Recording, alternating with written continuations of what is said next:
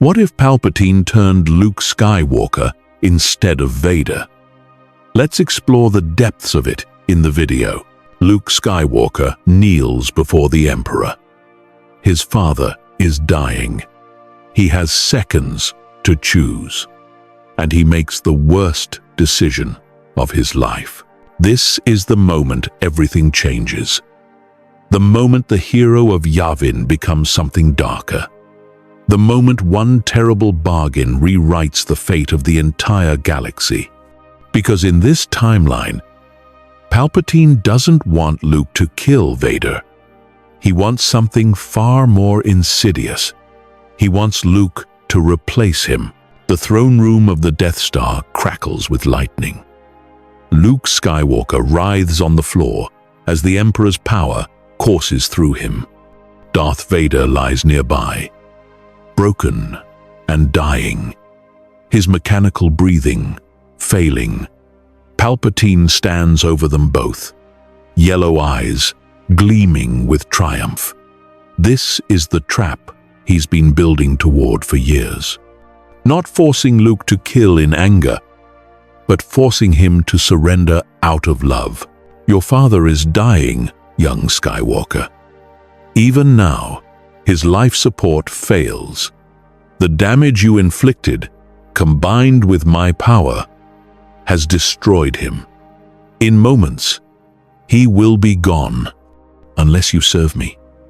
Luke's breath catches. Through the Force, he can feel Vader's presence fading like a candle in a storm.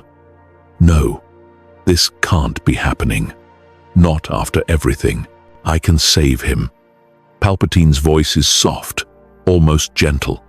I can heal his body, give him real life again. All you need to do is take his place at my side. Become my apprentice. Serve me as he once did. And your father lives.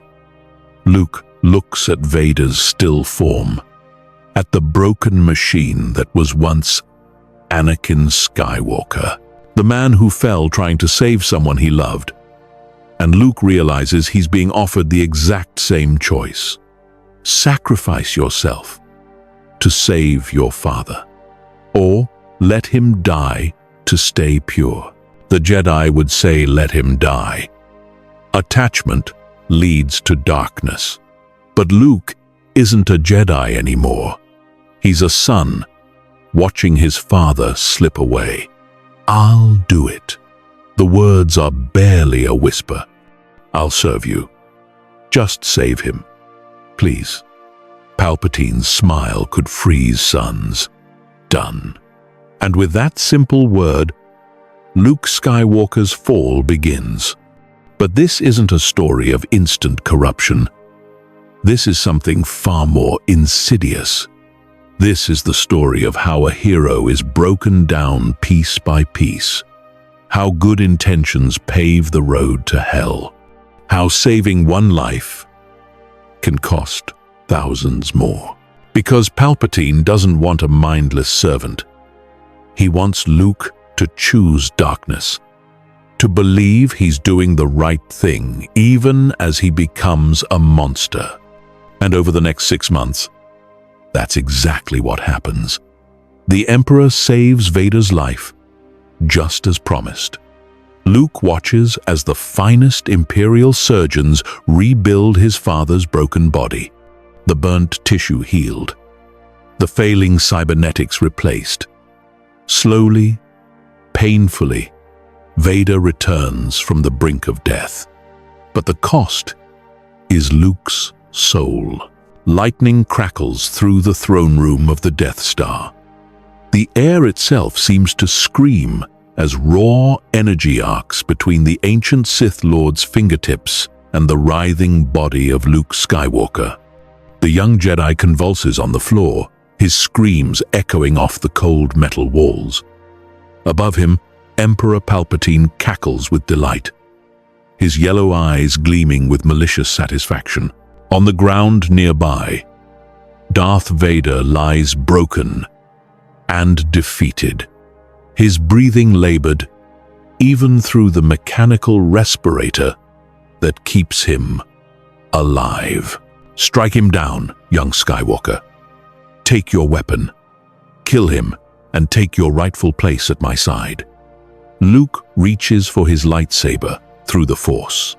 The weapon flies to his hand and ignites with a snap hiss. The green blade hums in the darkness, casting an emerald glow across the throne room. Luke stands over his father's fallen form, the lightsaber raised high. Vader looks up at his son through the dark lenses of his mask. Luke can feel the conflict radiating from his father. The pain, the regret, the desperate hope that his son will not fall as he did. But something stops Luke. The lightsaber trembles in his grip. He looks down at Vader, at the broken machine that was once Anakin Skywalker, and he sees not a monster, but a man who suffered, a man who fell, a man who could be saved. Luke deactivates his lightsaber and tosses it aside. The weapon clatters across the floor and comes to rest at the Emperor's feet. I'll never turn to the dark side. You've failed, Your Highness. I am a Jedi, like my father before me. The Emperor's expression shifts from anticipation to rage. So be it, Jedi. Lightning erupts from his hands once more powerful than before. Luke screams as the dark side energy courses through his body, burning him from the inside out. He falls to his knees, then to his side, convulsing uncontrollably. Through the pain, through the agony that threatens to tear his mind apart, Luke can feel his father stirring. Vader rises slowly, painfully, his damaged systems protesting every movement. Father, please. The words are barely a whisper, lost in the thunder of Force lightning. But Vader hears them. Through the Force, through the bond between father and son, he hears his boy crying out for help. And something inside the dark shell of Darth Vader breaks. Not the armor, not the machinery, but something deeper. Something that has been buried for 2 decades under hate and pain and the corrupting influence of the dark side. Anakin Skywalker awakens. But this time, the story diverges. As Vader moves toward the Emperor, as he prepares to fulfill his destiny and destroy the Sith, Palpatine senses the shift. The lightning stops. The Emperor turns his attention fully to Vader, his yellow eyes narrowing with understanding.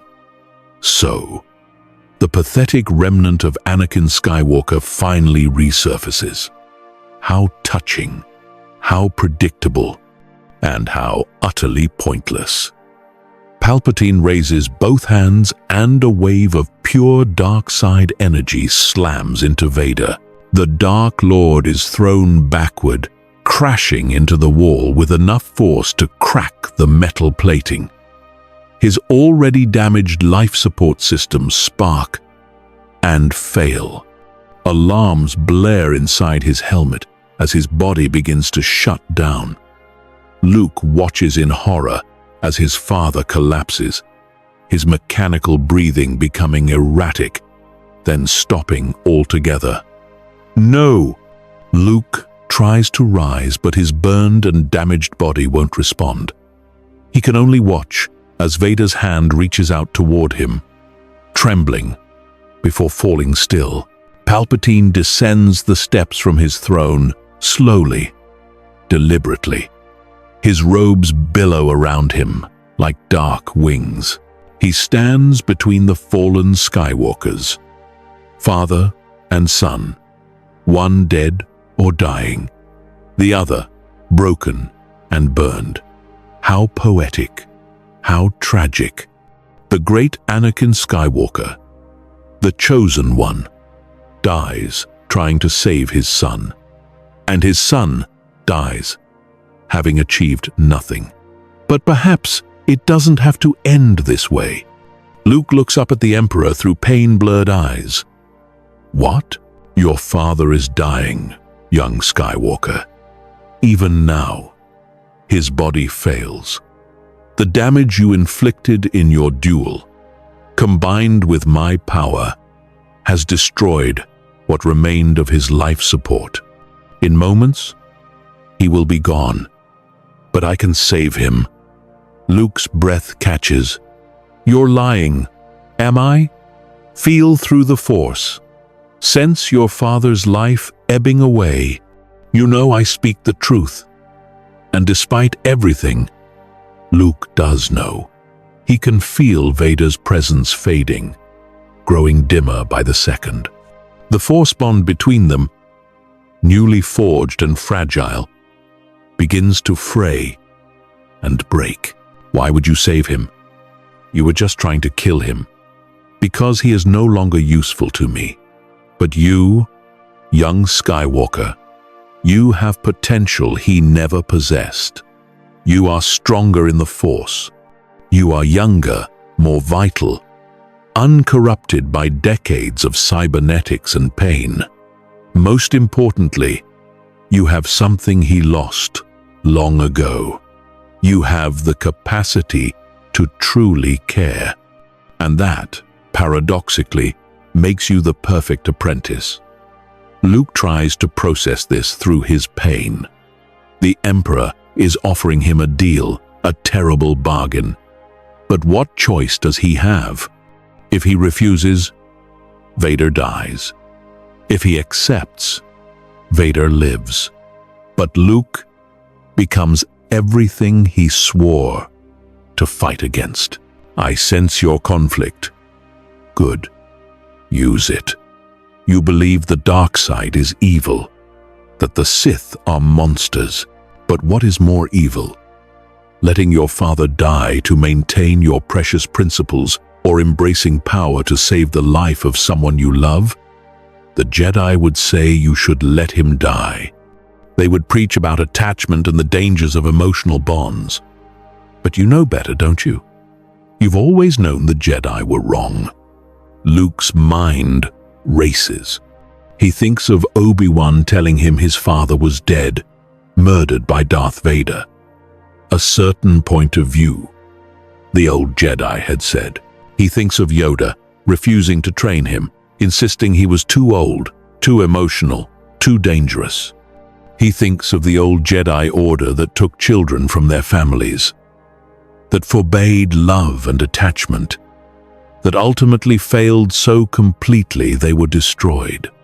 And he thinks of his father, the slave boy from Tatooine, who wanted nothing more than to free his mother and live a normal life. The boy who was taken from everything he knew, trained in an order that gave him power but denied him the right to love. The boy who fell because he couldn't bear to lose someone else he cared about. I can see it in your eyes. You understand. The Jedi created Darth Vader as surely as I corrupted him. Their dogma, their rules, their fear of emotion. It all led to this moment. But you can be different. You can have power and love. You can save your father and still be strong. All you need to do is kneel. Luke looks at Vader's still form. He reaches out through the Force and feels the faintest flicker of life. A candle guttering in a storm. His father is dying. In seconds, it will be too late. What do you want from me? Everything. Your loyalty, your obedience, your strength. Serve me as Vader once did, and I will save him. I will heal his body, remove the damaged cybernetics, give him a real life. For whatever years remain to him, he will be free, and all it costs is your soul. Luke closes his eyes. He thinks of Leia, of Han, of the rebellion. He thinks of all the people fighting and dying for freedom across the galaxy. If he does this, he betrays them all. But if he doesn't, his father dies. And hadn't this whole terrible journey been about saving his father? Hadn't that been the point? Time's up, young Skywalker. Choose now, or your father breathes his last. Luke opens his eyes.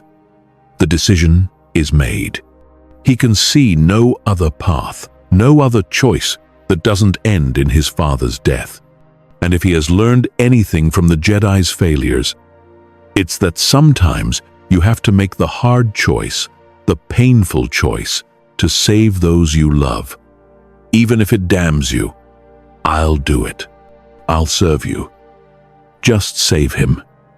Please. The Emperor's smile could light a star system, or extinguish one. He moves to Vader's body and places both hands on the Dark Lord's chest. Dark side energy flows from Palpatine into Vader, but this time it's not destructive. It's healing in a twisted, corrupted way. Vader's damaged systems stabilize. His breathing resumes, mechanical but steady. Life returns to the dying Sith Lord, pulled back from the brink by his master's power. But it will take more than this to truly heal him. We must get him to a proper medical facility immediately. Rise, Lord Skywalker. We have work to do. Luke struggles to his feet, his body protesting every movement. His hands are burned from the lightning, his muscles scream with pain, but he stands. He looks at Palpatine, at the creature he has just sworn to serve, and feels something inside himself break. Not his will, not his determination, but something more fundamental. His innocence, perhaps. His belief that there are always clear choices between right and wrong. That belief dies in this moment, and Luke Skywalker begins his transformation into something else. Something darker. Imperial troops rush into the throne room at Palpatine's summons. They stop short when they see the scene before them.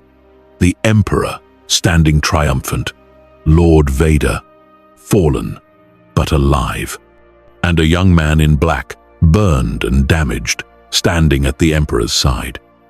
Get Lord Vader to the medical bay immediately.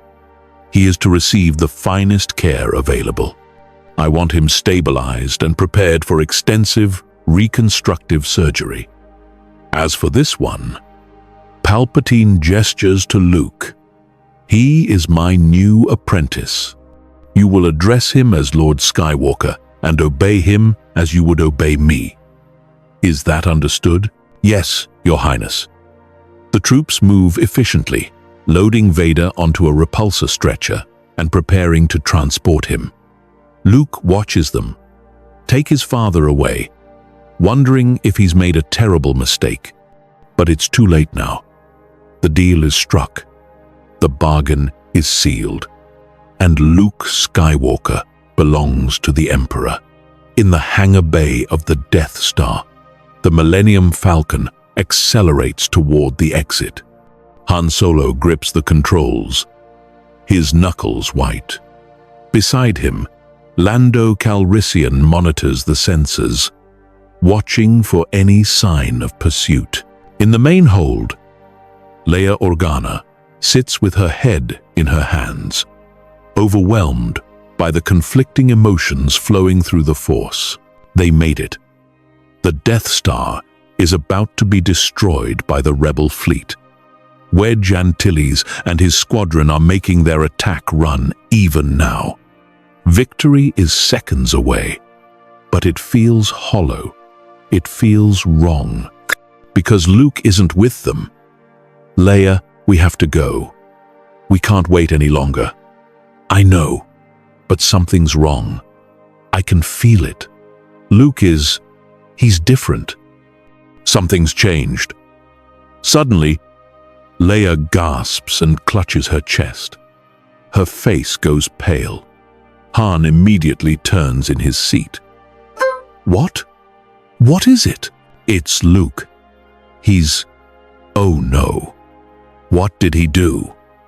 Her voice breaks. What did he do? Before she can explain, the Force bond between the twins flares to life.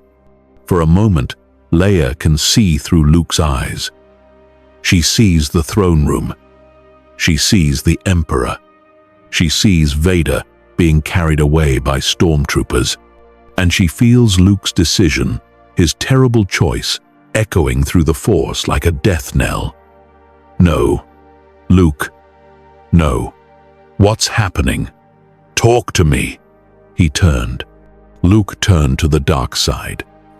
He's with the Emperor now. The words hang in the air like a curse. Han and Lando exchange looks of shock and disbelief. That's impossible. Luke would never. He wouldn't. I can feel it. Through the Force. He made a bargain with Palpatine. Something about Vader. About saving him. And now, he's one of them. The Millennium Falcon breaks free of the Death Star's gravity well just as the station explodes. The shockwave rocks the ship, but Han's piloting keeps them steady. They've won. The Death Star is destroyed. The Emperor is... Wait. The Emperor is alive. Sensors are picking up an Imperial shuttle that escaped before the explosion. Leia knows without having to check. The Emperor escaped. Vader escaped. And Luke is with them. The greatest victory of the rebellion is tainted by the worst betrayal imaginable. The hero of Yavin, the last of the Jedi, has joined the Sith as the Falcon jumps to hyperspace, carrying them to safety. Leia weeps, not just for her brother, but for the galaxy, because she knows, deep in her bones, that what comes next will be worse than anything they've faced before. Days later, the Rebel Alliance convenes in a hidden base deep in the Polis Massa asteroid field. The mood should be celebratory. They destroyed the Death Star. They dealt a crippling blow to the Empire. But the news of Luke's defection has cast a pall over everything. Mon Mothma stands at the head of the council chamber, her face grave. Admiral Akbar is beside her, his large eyes reflecting the holographic displays, showing Imperial fleet movements. Around the table sit the leaders of the rebellion, their faces etched with worry and confusion. We need to address the situation with Luke Skywalker. Reports are coming in from our intelligence network. The Empire is broadcasting his image, claiming he has seen the era of the rebellion and joined them in bringing order to the galaxy. It's propaganda. It has to be. Han Solo leans forward, his voice desperate. Luke wouldn't do this. He's being forced somehow. Mind control or something. Leia shakes her head slowly. No, I can feel him through the Force. His mind is his own. He made a choice. A terrible choice, but it was his. But why? What could possibly make him turn? I don't know all the details, but I felt something about Vader, about saving his life. I think Palpatine offered him a deal. Luke's life for Vader's. And Luke took it. The room erupts in discussion. Some argue that Luke is too dangerous to leave alive, that he must be eliminated before he can do damage to the rebellion. Others insist they have to try to save him, to bring him back. The debate rages for hours with no clear consensus. Finally, Mon Mothma calls for order. We will not abandon Luke Skywalker. He saved us at Yavin. He risked everything to fight the Empire. If there's even a chance to bring him back, we have to take it. But we also can't ignore the threat he now poses. Luke is powerful in the Force. With the Emperor's training, he could become more dangerous than Vader ever was. We need a plan that accounts for both possibilities. Rescue, if possible. Elimination, if necessary. The words are harsh, but everyone understands the stakes. Leia volunteers to lead the rescue efforts. She's the only one with a Force connection to Luke, the only one who might be able to reach him. Han immediately volunteers to go with her. As the meeting breaks up, Leia stands at the viewport, looking out at the stars. She reaches out through the Force, trying to sense her brother across the vast distances of space. For a moment, she feels him, but he's different. There's a coldness to his presence now, a hardness that wasn't there before. And when he senses her reaching out, he pushes her away, slamming the Force bond shut like a door closing. "Luke, please, talk to me." Silence. Her brother is gone, lost in the darkness. But Leia refuses to give up. She'll find him. She'll save him, no matter what it takes. On Coruscant, in the most advanced medical facility in the Empire, Darth Vader lies in a Bacta tank. The thick, healing fluid surrounds him as teams of the Emperor's finest surgeons work around the clock to repair the damage to his body. The burnt organic tissue is treated with synthetic skin grafts. The failing cybernetic components are replaced with newer, more efficient models. The damaged lungs receive enhancement to reduce his dependence on the respirator. It's a long, painful process. But slowly, day by day, Vader is being rebuilt. Again, but this time, something is different. This time, Vader is aware of what's happening. The Emperor has kept him conscious through most of the procedures, wanting him to feel every moment, every cut, every repair. It's a punishment and a reminder. "You live because I allow it." Palpatine's voice echoes in Vader's mind through the Force. "You exist at my sufferance.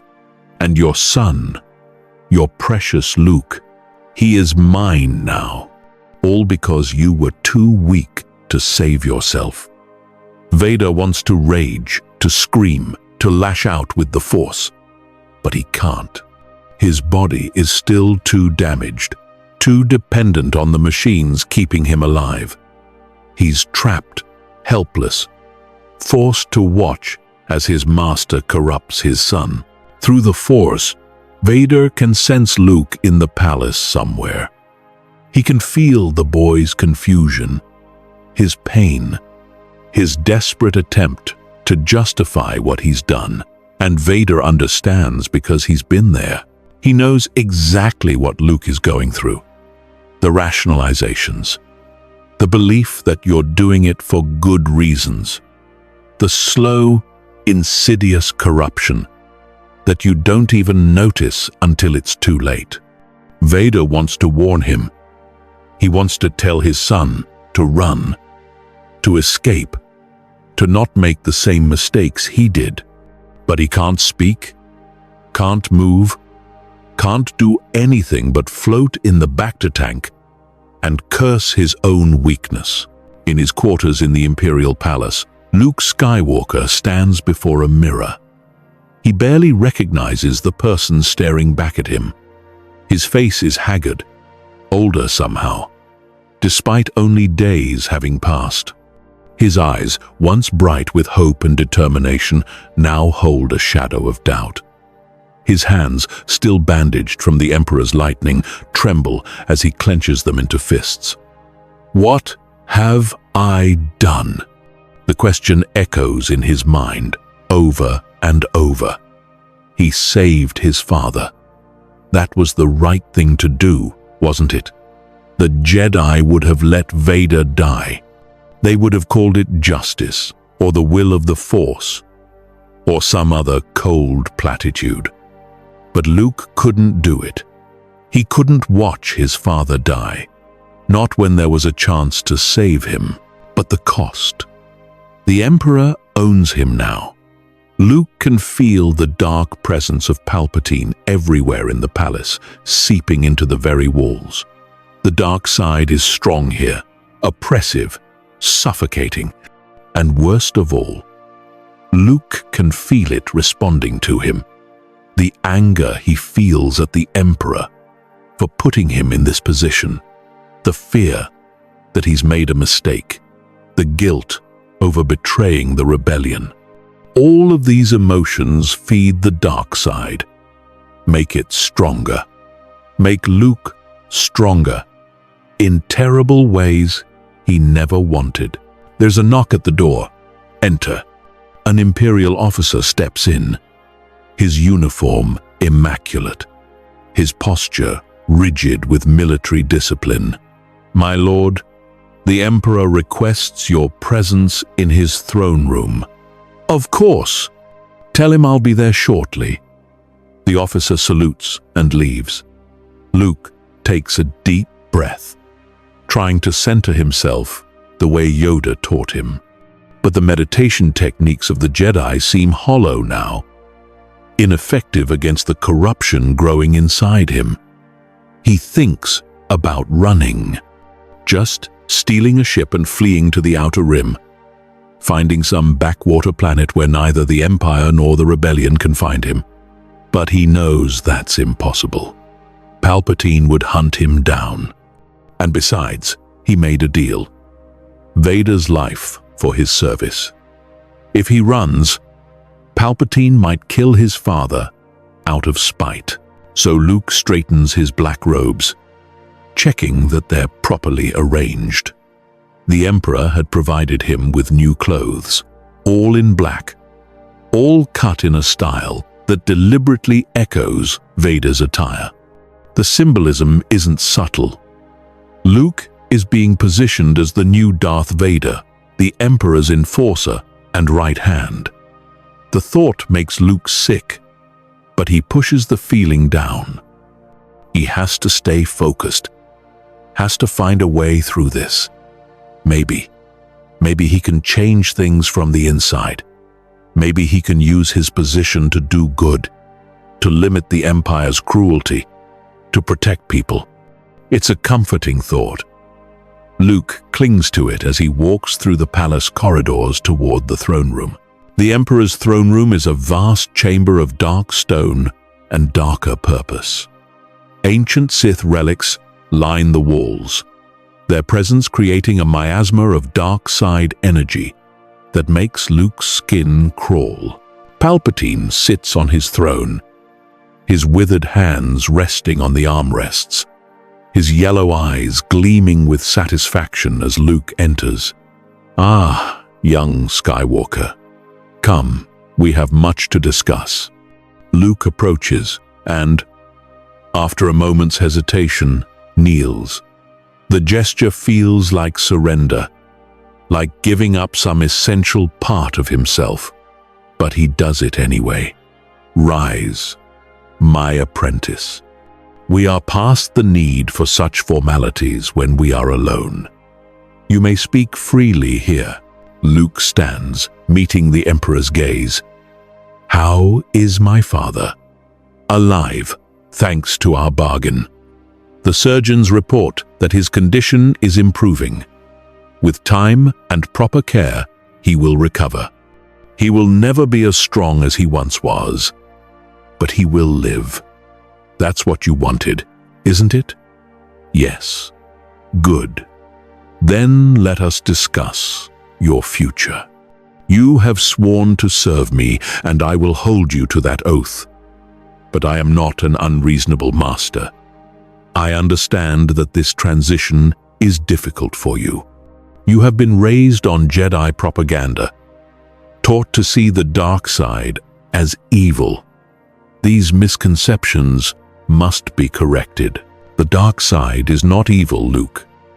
It is simply power, raw, undiluted, honest power. The Jedi feared it because they were weak, because they knew that if their members tasted true strength, they would abandon the Order's stifling restrictions. But you are stronger than they were. You can handle the truth. Luke wants to argue, to defend the Jedi. But he remembers his training on Dagobah, how Yoda told him he was too old, too reckless, too emotional. He remembers how Obi-Wan lied to him about his father. He remembers how the Jedi Council refused to free the slaves on Tatooine, how they took children from their families, how they ultimately failed so completely that they were destroyed. Maybe Palpatine has a point. I see the doubt in your eyes. Good. Doubt is the beginning of wisdom. The Jedi claimed to have all the answers, but they were blind. Blind to the corruption in the Republic. Blind to the suffering of countless beings across the galaxy. Blind to the threat growing in their midst. Me. The Emperor chuckles. A dry, rasping sound. I operated right under their noses for years, and they never suspected. Why? Because they had become complacent, arrogant, convinced of their own righteousness. But you will not make those mistakes. You will be my hand, Luke. My instrument in reshaping this galaxy.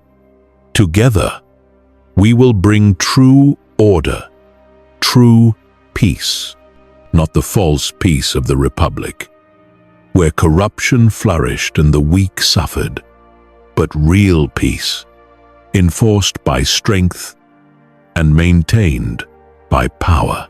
Luke listens, part of him rebelling against every word, part of him unable to deny the logic. The Republic was corrupt. The Jedi did fail. And the galaxy is in chaos precisely because there's no strong hand to guide it. Maybe the Empire really is the answer. It's a seductive thought, dangerous, but seductive. The Emperor rises from his throne and descends the steps. He circles Luke slowly, like a predator assessing prey. But I sense you are not yet convinced. You still cling to your Jedi ideals, your belief in the inherent goodness of the light side. Very well. I will prove my point to you. Tomorrow, you will accompany me on a mission. We will visit a world in the Outer Rim, a place where the rebellion has been particularly active, and you will see firsthand the consequences of their so-called freedom fighting. What kind of mission? An act of mercy. The rebellion has been raiding Imperial supply convoys in that sector. They believe they're disrupting our operations, striking a blow for liberty. But those supplies were bound for a colony world, suffering from a plague. Without those medical supplies, thousands will die. We are going to ensure the next shipment arrives safely. Luke's heart sinks. He knows what the Emperor is doing, showing him a situation where the Empire is helping people, where the rebellion's actions are causing harm. It's manipulation, pure and simple. But what if it's also true? What if the rebels really did condemn people to death without meaning to? I can see you understand. War is not simple, Luke. There are no pure heroes and villains. There are only those with power and those without. I have power. I use it to maintain order. The rebellion opposes order. They bring chaos. Who then is truly evil? Luke has no answer. The Emperor smiles. Rest, My young apprentice, tomorrow your real education begins. Luke returns to his quarters, his mind churning. He lies in bed, unable to sleep, staring at the ceiling. Through the Force, he can sense Leia reaching out to him. His sister's presence is like a warm light in the darkness, familiar and comforting. But he can't face her. Not yet. Not until he understands what he's become. He closes off the Force bond, severing the connection. He hears Leia's mental cry of anguish as the bond closes, feels her pain. It nearly breaks his resolve. But he holds firm. He can't talk to her, can't explain, because he doesn't understand it himself. The next morning, Luke joins the Emperor aboard his personal shuttle. An entire fleet accompanies them, star destroyers and support ships creating a massive show of force. They travel to the outer rim world of Ryloth, a place Luke remembers from his briefings with the rebellion. It's a Twi'lek colony, recently liberated from Imperial control. Or so the rebellion claims. As the shuttle descends toward the planet, Luke can see the devastation below. Entire cities are in ruins. Smoke rises from burning buildings. The spaceport is a crater, destroyed in what the Empire reported as a rebel bombing.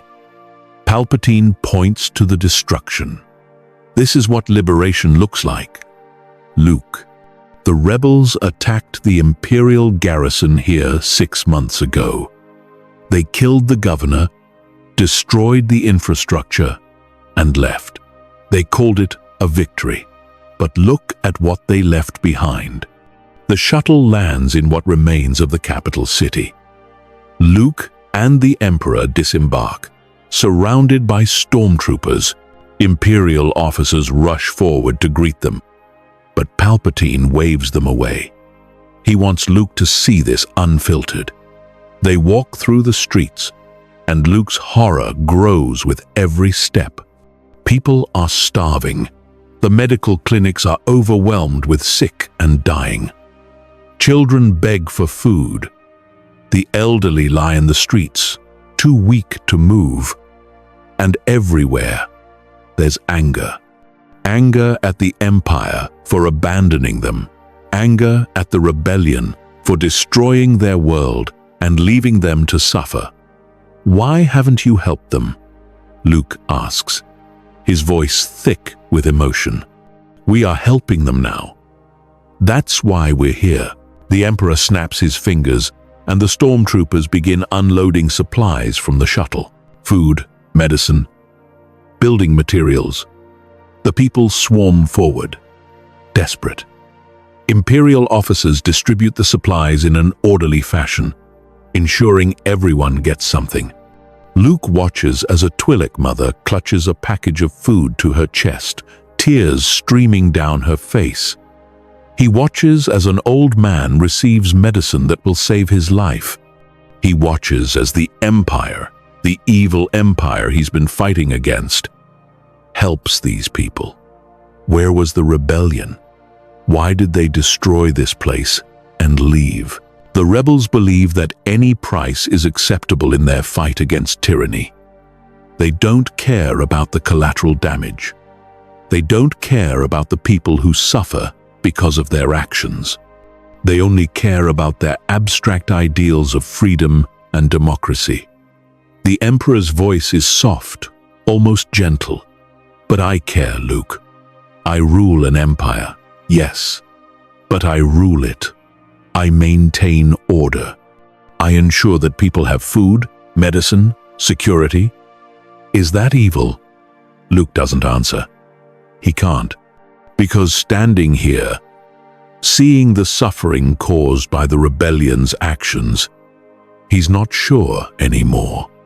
The Emperor places a hand on Luke's shoulder. You are beginning to understand. Good. This is only the first lesson. There will be many more. Over the following weeks, Luke accompanies the Emperor on more missions. Each one is carefully designed to break down his resistance, to make him question everything he believed. They visit a world where rebel saboteurs destroyed a power plant, leaving millions without electricity.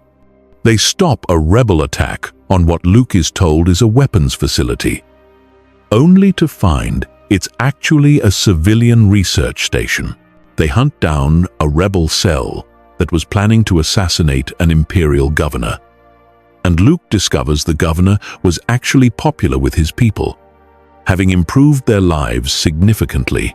Each mission chips away at Luke's certainty. Each one makes him wonder if he's been on the wrong side all along. And through it all, the Emperor guides him, corrupts him, teaches him to embrace the dark side. But Palpatine is clever. He doesn't present it as embracing evil. He frames it as embracing strength, as being willing to do what's necessary.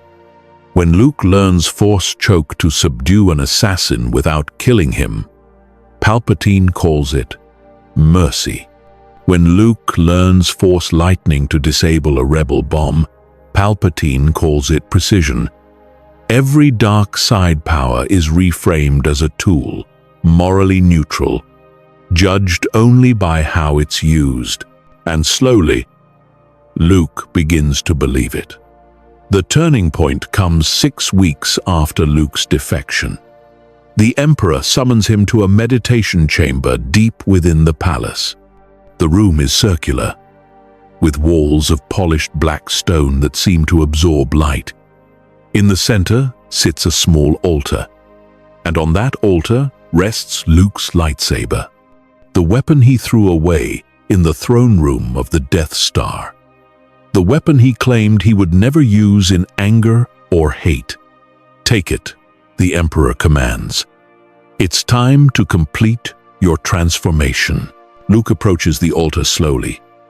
He can feel the Kyber crystal inside the lightsaber calling to him. It's attuned to him, bonded to him through the Force. But it's a bond forged in the light. To truly become Palpatine's apprentice, that bond must change. Sit. Focus on the crystal. Let it feel your truth. Luke sits cross-legged before the altar. He reaches out through the Force, touching the Kyber crystal's consciousness. The crystal responds with warmth, with light, with all the hope and determination Luke felt when he first constructed this weapon. But that feels like a lifetime ago now. Luke is different. The galaxy has shown him its true face. Ugly and complicated and morally gray. The Emperor's voice fills the chamber, echoing off the stone walls. The Jedi taught you to suppress your emotions, to deny your anger, your fear, your passion. They taught you that these feelings lead to the dark side, and the dark side leads to suffering. But they were wrong, Luke. Emotions are not evil. They are human. They are real. And when you deny them, you deny your own truth. Think of your father. When you learned he was Darth Vader, what did you feel? Anger. Yes, anger that he had turned evil, that he had helped destroy the Jedi, that he had terrorized the galaxy. But also, something else, wasn't it? Luke's voice is quiet. Hope. I hoped I could save him. Exactly. You loved your father, even knowing what he'd done. You hoped you could redeem him. That love, that hope, it drove you to confront the Emperor, to risk everything. Was that evil? No. No. It was the most human thing in the galaxy. And yet the Jedi would have condemned you for it. They would have said you were too attached, too emotional. They would have told you to let him go, to accept his fall, and move on. But you didn't. You fought for him. You sacrificed yourself for him. That, Luke Skywalker, is true strength. The words sink into Luke's mind. like poison disguised as medicine. He knows the Emperor is manipulating him, but he also can't deny the truth in the words. The Jedi did fail. They did become too rigid, too dogmatic, and Luke's love for his father, his refusal to give up on Anakin Skywalker, that's what brought him here. Is that really so wrong? Now, the Emperor continues, I want you to feel all of it. All the anger you've suppressed, all the fear, all the pain, the loss of your aunt and uncle, the betrayal you felt when Obi-Wan lied to you, the frustration of being rejected by Yoda, the terror of watching your father die. Feel it all. Let it flow through you, and let it flow into the crystal. Luke closes his eyes. He's been holding back for so long, trying to maintain some sense of himself, some connection to the light. But he's so tired of fighting, tired of doubting, tired of wondering if he did the right thing.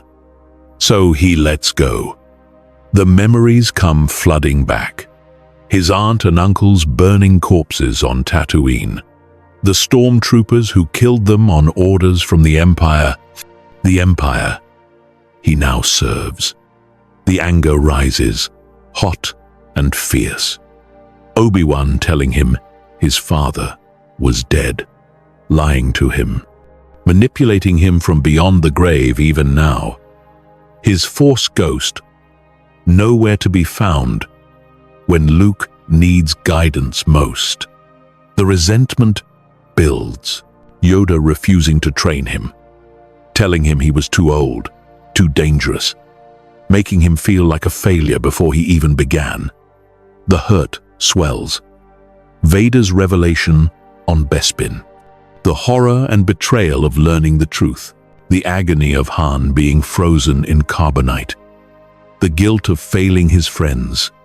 The self-loathing grows, and through it all, the constant fear that he's not strong enough, fear that he'll fail, fear that he'll lose everyone he loves, fear that he already has.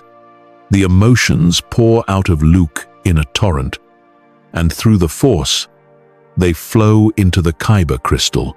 The crystal screams. In the Force, Luke can hear it, feel it.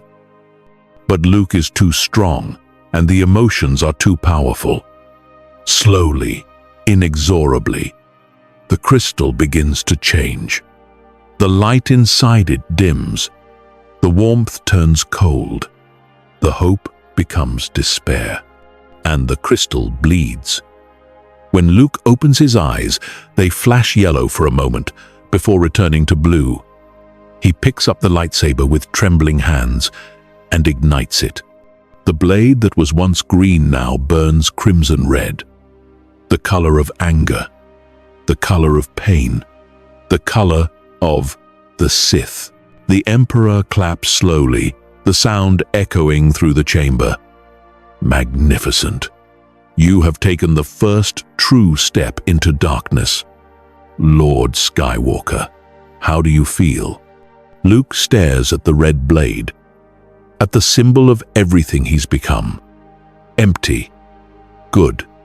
That emptiness is where true power begins. In time, you will fill it with strength such as the galaxy has never seen. But the Emperor is wrong. Luke doesn't feel empty. He feels heavy, weighed down by what he's done. But he can't go back now. The crystal is bled. The transformation has begun, and Luke Skywalker is dying, replaced by something darker. In the medical facility, Darth Vader feels his sons fall through the Force. The moment the crystal bleeds, Vader knows. It's a sensation he remembers all too well, the feeling of crossing a line that can never be uncrossed. No. The word is barely a whisper through his damaged vocoder. Not my son. Please, not my son. But the Force is cruel and indifferent. Vader can only watch, helpless, as Luke makes the same mistakes he did. The surgeons have made significant progress. Vader can breathe without the full mask now, though he still requires a smaller respirator. His limbs have been upgraded with newer cybernetics. The burnt tissue has been healed as much as possible. He looks more human now, less machine. But he's never felt less human in his life, because his son, his precious Luke, the last good thing in his life, is falling into darkness. And it's Vader's fault. If he had been stronger, if he had turned on the Emperor sooner, if he had died instead of forcing Luke into that terrible bargain, none of this would have happened. Vader pounds his cybernetic fist against the side of the Bacta tank, cracking the glass. Alarms blare. Medical droids rush to sedate him. But before the drugs take effect, Vader reaches out through the Force. He finds Luke, or what's left of him, and sends a message. "I'm sorry. I'm so sorry, my son." If Luke hears, he doesn't respond. The Force bond between them is open but silent. A connection without communication. And Vader is left alone with his guilt and his rage. The Emperor has taken everything from him. His wife, his children's childhood, his very humanity. And now Palpatine is taking his son's soul. Vader swears, in that moment, that he will find a way to stop this. He doesn't know how. He's weak, damaged, barely able to stand without assistance. But he will find a way. He has to. Because if he doesn't, if he fails again, then Anakin Skywalker's legacy will be nothing but darkness and pain. And that thought is more than he can bear. On the rebel base, Leia wakes up screaming.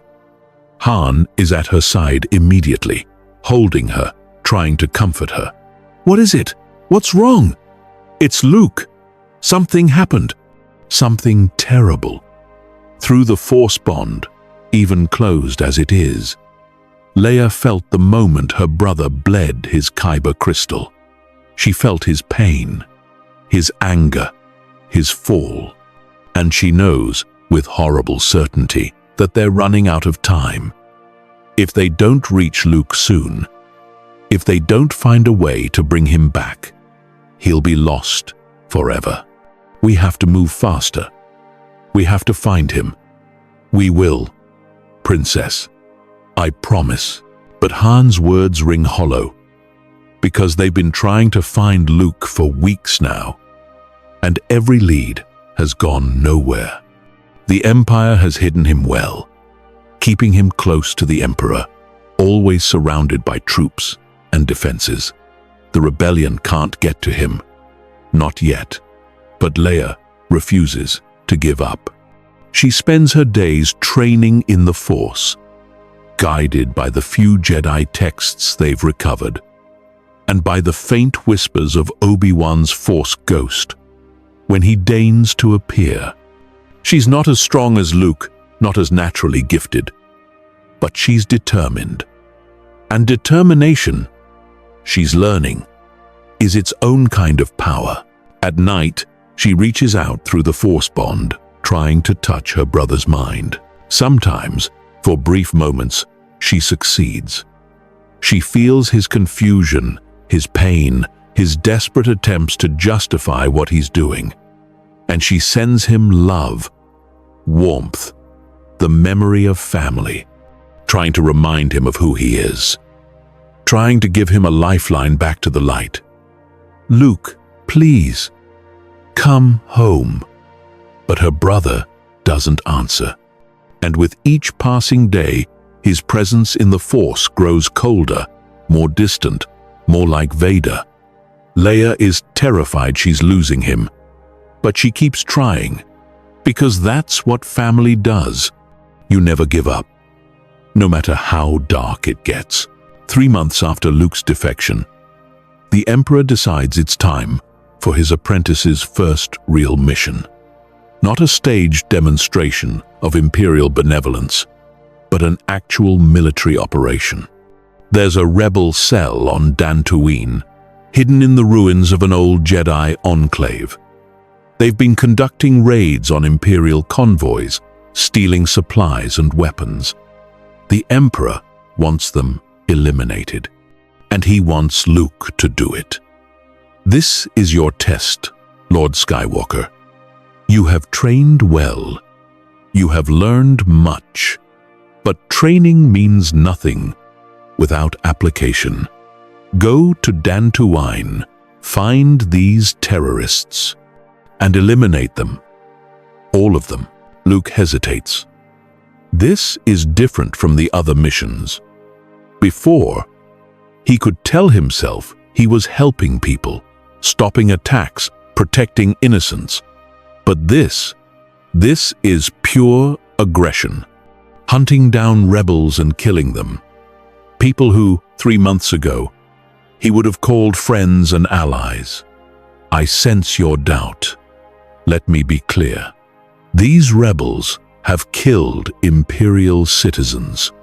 They have destroyed property. They have sown chaos and fear. They are criminals and terrorists. Would you have us simply allow them to continue their attacks? What if they kill the next supply convoy? What if those supplies were bound for a hospital or a school? Would their deaths be on your conscience? The Emperor's logic is insidious, because he's not wrong. The rebels are fighting a war. Wars have casualties. If Luke doesn't stop them, they will kill more people. Imperial citizens. Yes, but still people. Lives that matter. Luke is being forced to choose between two evils.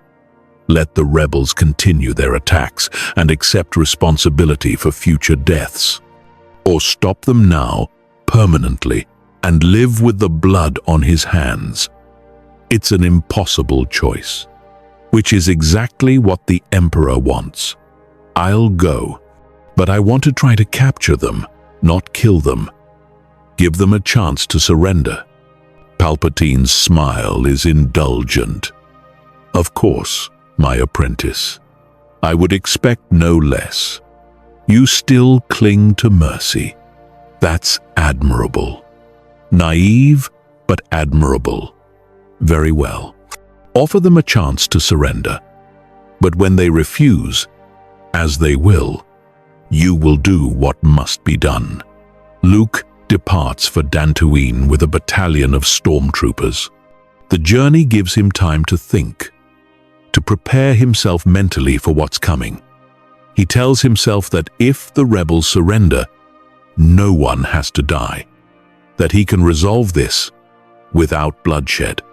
But deep down, he knows better. Rebels don't surrender to the Empire. They fight to the death because they believe in their cause. The way he used to believe. The old Jedi enclave on Dantooine is a crumbling ruin, abandoned decades ago, when the Order was scattered, but it's still strong in the Force. A nexus of light side energy that makes Luke's skin crawl. He spent 3 months steeping in darkness. Being here, in a place of light, feels wrong, like he doesn't belong, which maybe he doesn't. Luke approaches with the stormtroopers fanned out behind him. He can sense the rebels inside, feel their presence through the Force. There are maybe 24 of them. Young, determined, afraid, but trying not to show it. They're just kids. Most of them probably joined the rebellion after the destruction of Alderaan. They're fighting for something they believe in. Luke activates a loudspeaker. This is Lord Skywalker of the Galactic Empire. You are surrounded. Lay down your weapons and surrender. You will not be harmed if you comply. For a moment, there's silence. Then, blaster fire erupts from the ruins. The stormtroopers return fire, and the battle begins. Luke ignites his lightsaber, the red blade humming as he deflects incoming shots. He moves through the firefight with practiced ease, his force-enhanced reflexes making him nearly untouchable. He reaches the entrance to the ruins and steps inside. The rebels have barricaded themselves in the main hall. They have good cover and superior firing positions. In a normal assault, the stormtroopers would take heavy casualties trying to dig them out. But Luke isn't normal. He raises his hand and the barricades explode outward, telekinetically hurled aside. The rebels scramble for new cover, firing wildly. Luke deflects the shots almost casually, his lightsaber moving in precise arcs. He's not trying to kill them, not yet. He's trying to scare them into surrendering. It doesn't work. A rebel throws a thermal detonator. Luke catches it with the force and throws it back, detonating it safely above their heads. The concussive blast stuns several rebels, giving the stormtroopers time to advance. The battle is turning into a rout. The rebels are outgunned, outmaneuvered, and facing an enemy they can't fight. Some try to retreat deeper into the ruins. Luke pursues, moving with inhuman speed. He corners a group of 5 rebels in an old meditation chamber. They turn to face him, weapons raised, terror in their eyes. Please, last chance, surrender. A young woman, maybe 20, with the bearing of a leader, steps forward. Her hands are shaking, but her voice is steady. We know who you are. You're Luke Skywalker, the hero of Yavin. We heard you'd joined the Empire, but I didn't believe it. How could you betray us? How could you betray everything the rebellion stands for? The words cut deeper than any blade, because she's right. Luke did betray them. He betrayed everyone who fought and died at Yavin, everyone who believed in him. I made a choice to save my father, to do what I thought was right, by joining the monsters who destroyed Alderaan, who enslave entire species, who killed billions. Her voice rises with anger and pain. My family was on Alderaan, Skywalker. My parents, my little brother. They're dead because of the Empire you serve. And now you're here to kill us for fighting back? The rage in her words triggers something in Luke. He feels his own anger rising, feels the dark side responding to his emotions. He tries to push it down, to stay calm. But the crystal-bled lightsaber in his hand burns brighter, as if sensing his conflict. I'm sorry for your loss, but this has to stop. The attacks, the raids. You're not going to win this war. You're just going to get more people killed. We'd rather die fighting than live under tyranny. She raises her blaster. The others follow suit. They're going to fight. They're going to make Luke kill them. And in that moment, Luke hates them for it. Hates them for forcing his hand, for not surrendering, for making everything so much harder than it needs to be. The dark side surges through him, feeding on his anger and frustration. Fine. Have it your way. The lightsaber flashes. The fight is brief and brutal. The rebels are brave but untrained in facing a Force user. Luke disarms them. Literally in some cases, his lightsaber cutting through blaster rifles and bone with equal ease. The young woman falls last, a lightsaber wound across her chest. She looks up at Luke with dying eyes.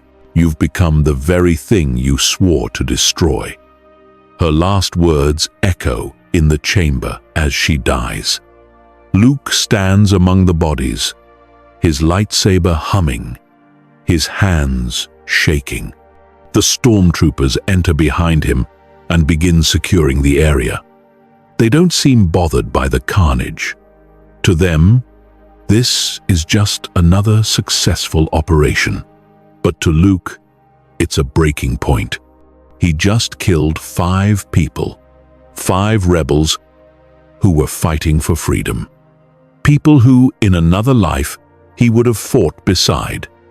And he did it without hesitation, without mercy, because they forced him to.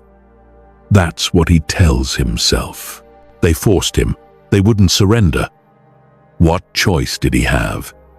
But the excuses ring hollow. The rest of the rebel cell is captured or killed in the following hours. Luke personally oversees the prisoners, making sure they're treated humanely, not tortured or executed. It's a small mercy, but it's all he can offer. When the mission is complete, Luke returns to the Emperor and reports his success. Palpatine is pleased. "Well done, my apprentice. You have proven yourself capable of doing what is necessary. I sense the conflict in you, but that will fade with time. Each mission will become easier, each choice less agonizing, until one day you won't even question it anymore." Luke knows the Emperor is right, and that terrifies him more than anything else. That night, Luke dreams of the young rebel woman. He sees her face as she died, sees the accusation in her eyes. He hears her final words over and over. "You've become the very thing you swore to destroy." He wakes up gasping, his sheets soaked with sweat. For a moment, he considers running, just stealing a ship and fleeing as far from the Empire as he can get. But then he remembers his father. Vader is still recovering, still dependent on Imperial medical care. If Luke runs, the Emperor might kill him. Or worse, stop treating him and let him suffer.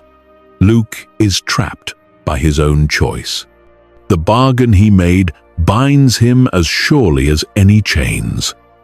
So he gets up, dresses in his black robes, and prepares for another day of service to the Empire. Another day of becoming the very thing he swore to destroy. In the medical facility, Vader senses what happened on Dantooine. He feels Luke's guilt, his pain, his horror at what he's done. And he feels the dark side growing stronger in his son with each passing day. Vader tries to reach out through the Force, tries to send comfort or guidance, but Luke has closed himself off, refusing all contact. The boy is alone in his darkness, just as Vader was for so many years. And there's nothing Vader can do to help him. Not yet. But Vader is patient. He's been a prisoner of the Emperor for decades. He knows how to wait, how to plan, how to bide his time. And when the moment comes, when he's strong enough and Luke is vulnerable enough, he'll act. He'll save his son, or die trying, because that's what fathers do. Months pass. Luke conducts more missions for the Empire. Each one chips away at his soul, hardens his heart, pushes him deeper into darkness. He stops a rebel sabotage attempt on Corellia, killing a dozen insurgents. He hunts down a Jedi survivor on Kashyyyk, an old Padawan who managed to escape Order 66, and brings him back to the Emperor in chains. He personally leads the assault on a rebel base in the Hoth asteroid field, routing the defenders and capturing their supplies. With each mission, Luke tells himself he's preventing greater bloodshed, that he's doing what's necessary, that the ends justify the means. But the faces of the dead haunt his dreams. He sees them every time he closes his eyes.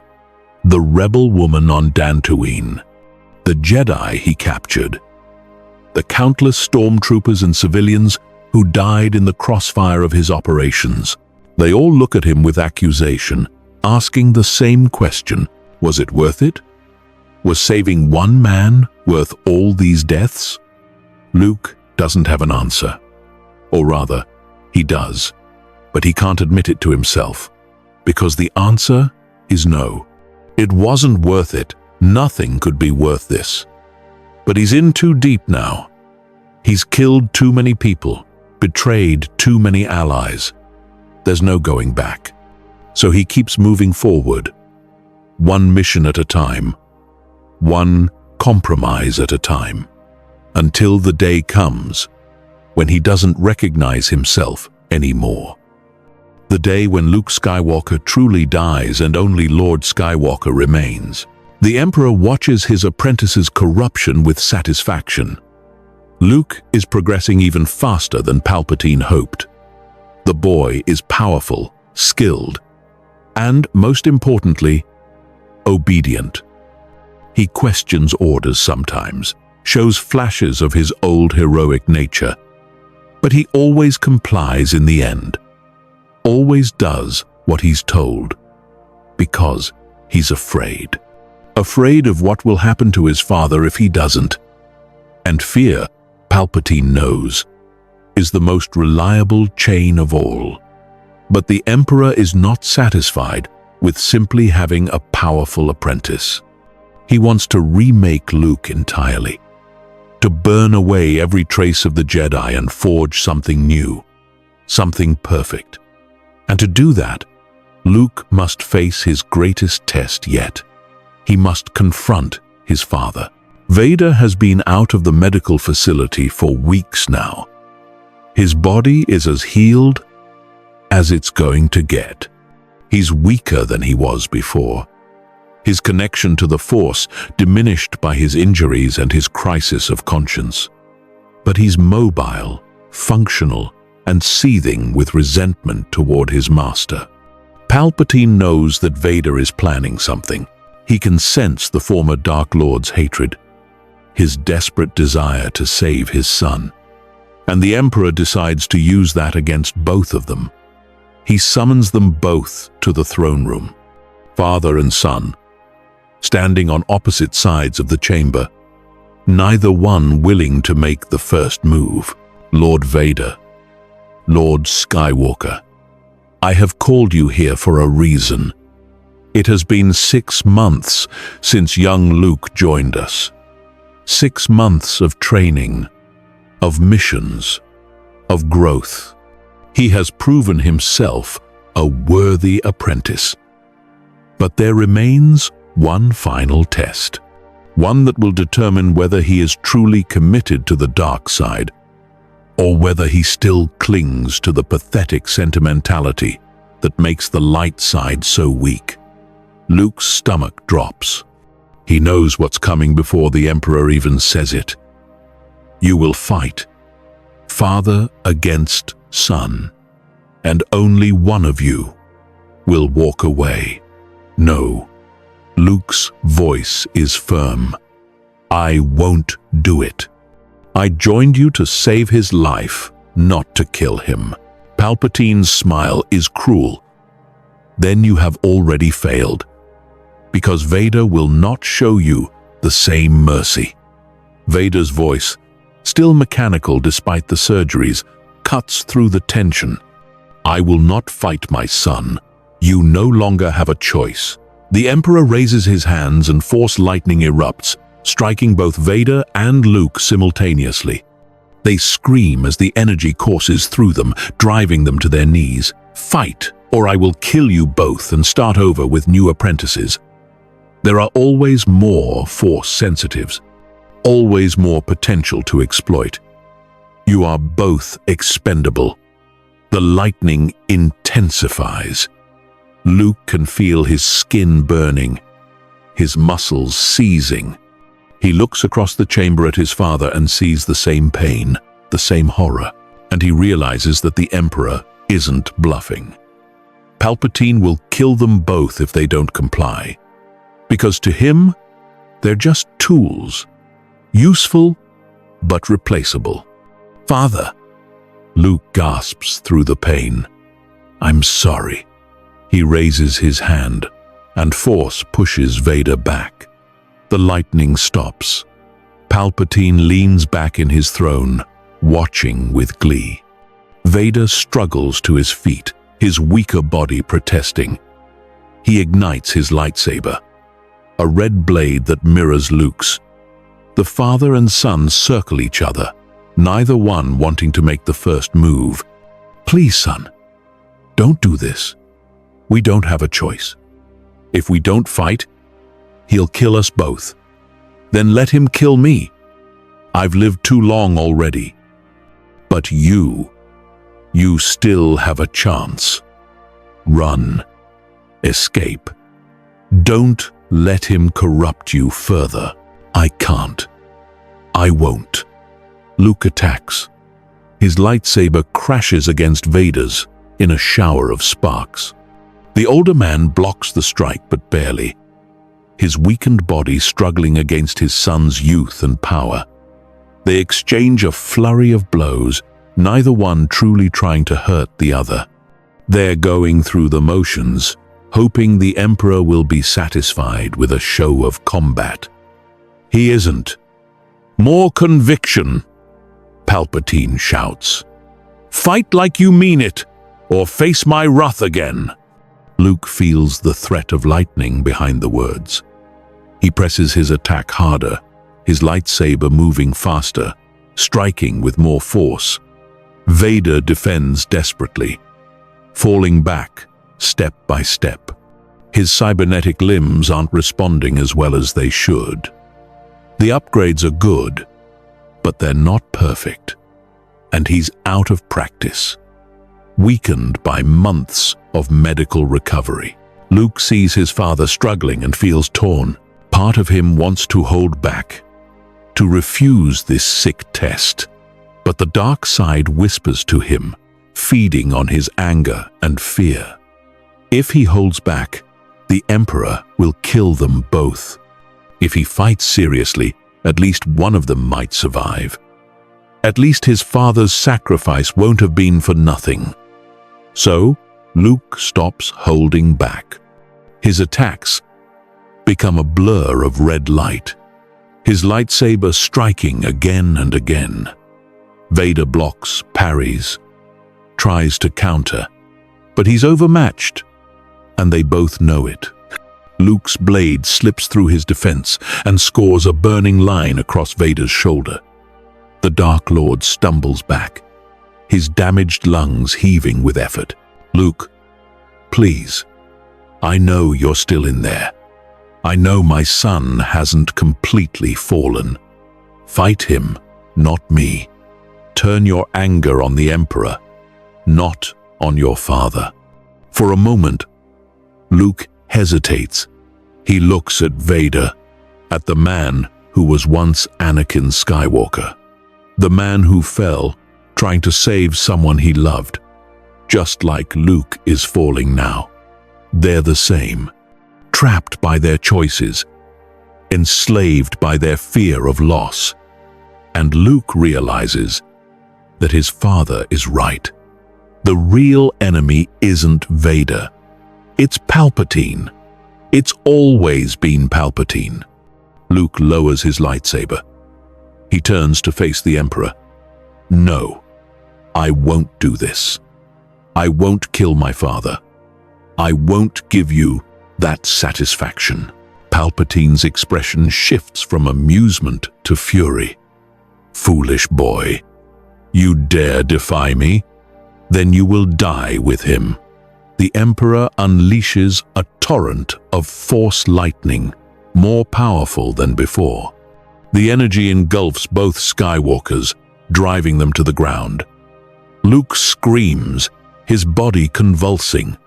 Through the pain, he can feel Vader beside him, suffering the same agony. And Luke knows they're both going to die here, unless he does something. Drawing on the dark side, Luke reaches out with the Force. He grabs a piece of debris from the corner of the throne room and hurls it at the Emperor. Palpatine casually deflects it with one hand while maintaining the lightning with the other. Nice try, but you'll have to do better than that. Luke's mind races. He can't overpower the Emperor directly. Palpatine is too strong, too skilled. But maybe he doesn't have to. Maybe he just needs to create an opening. He reaches deeper into the Force, touching powers he barely understands. The dark side responds, flooding into him. His eyes flash yellow, and power surges through his body. With a roar of rage and pain, Luke throws his hands forward. A wave of pure Force energy explodes from him, so powerful it cracks the floor of the throne room. The Emperor's lightning is disrupted for just a moment. It's enough. Luke and Vader both scramble to their feet. They stand side by side, father and son, facing the monster who has controlled them both for so long. Impressive, the Emperor admits. You're stronger than I thought, but raw power is not enough to defeat me, boy. I have mastered the dark side for longer than you've been alive. You cannot win. Maybe not, Luke says, but I have to try. He attacks, Vader at his side. Their lightsabers flash in perfect synchronization, a product of the Force bond they share. They move as one, two parts of a whole, attacking from different angles. Palpatine defends with his own lightsaber, a red blade that appears from within his robes. The Emperor's fighting style is unlike anything Luke has seen before. It's not the elegant dueling of Dooku or the savage power of Vader. It's something else entirely. Precise, efficient, deadly. Each strike is perfectly placed. Each defense exactly sufficient. The Emperor doesn't waste a single movement. And despite fighting two opponents, he's holding his own. Luke and Vader press their advantage, attacking relentlessly. But Palpatine is always one step ahead. He blocks Luke's strike and counters, forcing the young Jedi to defend. He parries Vader's thrust and riposts, his blade scoring a glancing blow across the Dark Lord's arm. The three-way duel ranges across the throne room, lightsabers clashing in a symphony of light and sound. Luke can feel his strength waning. The dark side power that filled him is burning out, leaving him exhausted. And beside him, Vader is struggling even more, his damaged body unable to keep up with the pace of combat. They're losing. Palpatine knows it too. His yellow eyes gleam with triumph as he presses his attack. I gave you everything. Power, purpose, and you throw it in my face. You're just like the Jedi. Weak, sentimental, pathetic. His lightsaber finds an opening in Vader's defense and strikes. The blade pierces the Dark Lord's chest, right through the respirator. Vader gasps and falls, his lightsaber clattering from his hand. No! Luke rushes to his father's side, catching him before he hits the ground. Vader's eyes, visible through his damaged mask, lock onto Luke's. My son. I'm sorry. I failed you. You didn't fail me. I failed you. I should have been stronger. Should have resisted him. Should have found another way. You saved my life. That's all that matters. Vader reaches up with a trembling hand, and touches Luke's face. In the end, maybe the Jedi were right. Maybe attachment is dangerous. Maybe we fall because we love too much. But I don't regret it. I don't regret loving you. His hand falls. His breathing stops. And Anakin Skywalker dies. For the second and final time. Luke kneels there, holding his father's body, as grief and rage war inside him. The Emperor approaches slowly, his lightsaber still ignited. How tragic. How poetic. The son holds the father's corpse, just as I'm sure Vader held Padme's all those years ago. You Skywalkers do love your dramatic endings. Luke looks up at Palpatine. His eyes are fully yellow now, blazing with hate. You did this. You killed him. He was already dying, boy. I merely hastened the inevitable. And now you have a choice. Die here with him, or submit to me completely and live to carry on his legacy. Luke stands slowly. His lightsaber, still clutched in his hand, ignites. The red blade hums with his fury. I'll kill you. You'll try, and you'll fail, just like your father failed, just like every Jedi who ever opposed me failed. I am inevitable, Luke Skywalker. I am the darkness that has ruled this galaxy since before you were born. You cannot defeat me. Maybe not alone, but I'm not alone.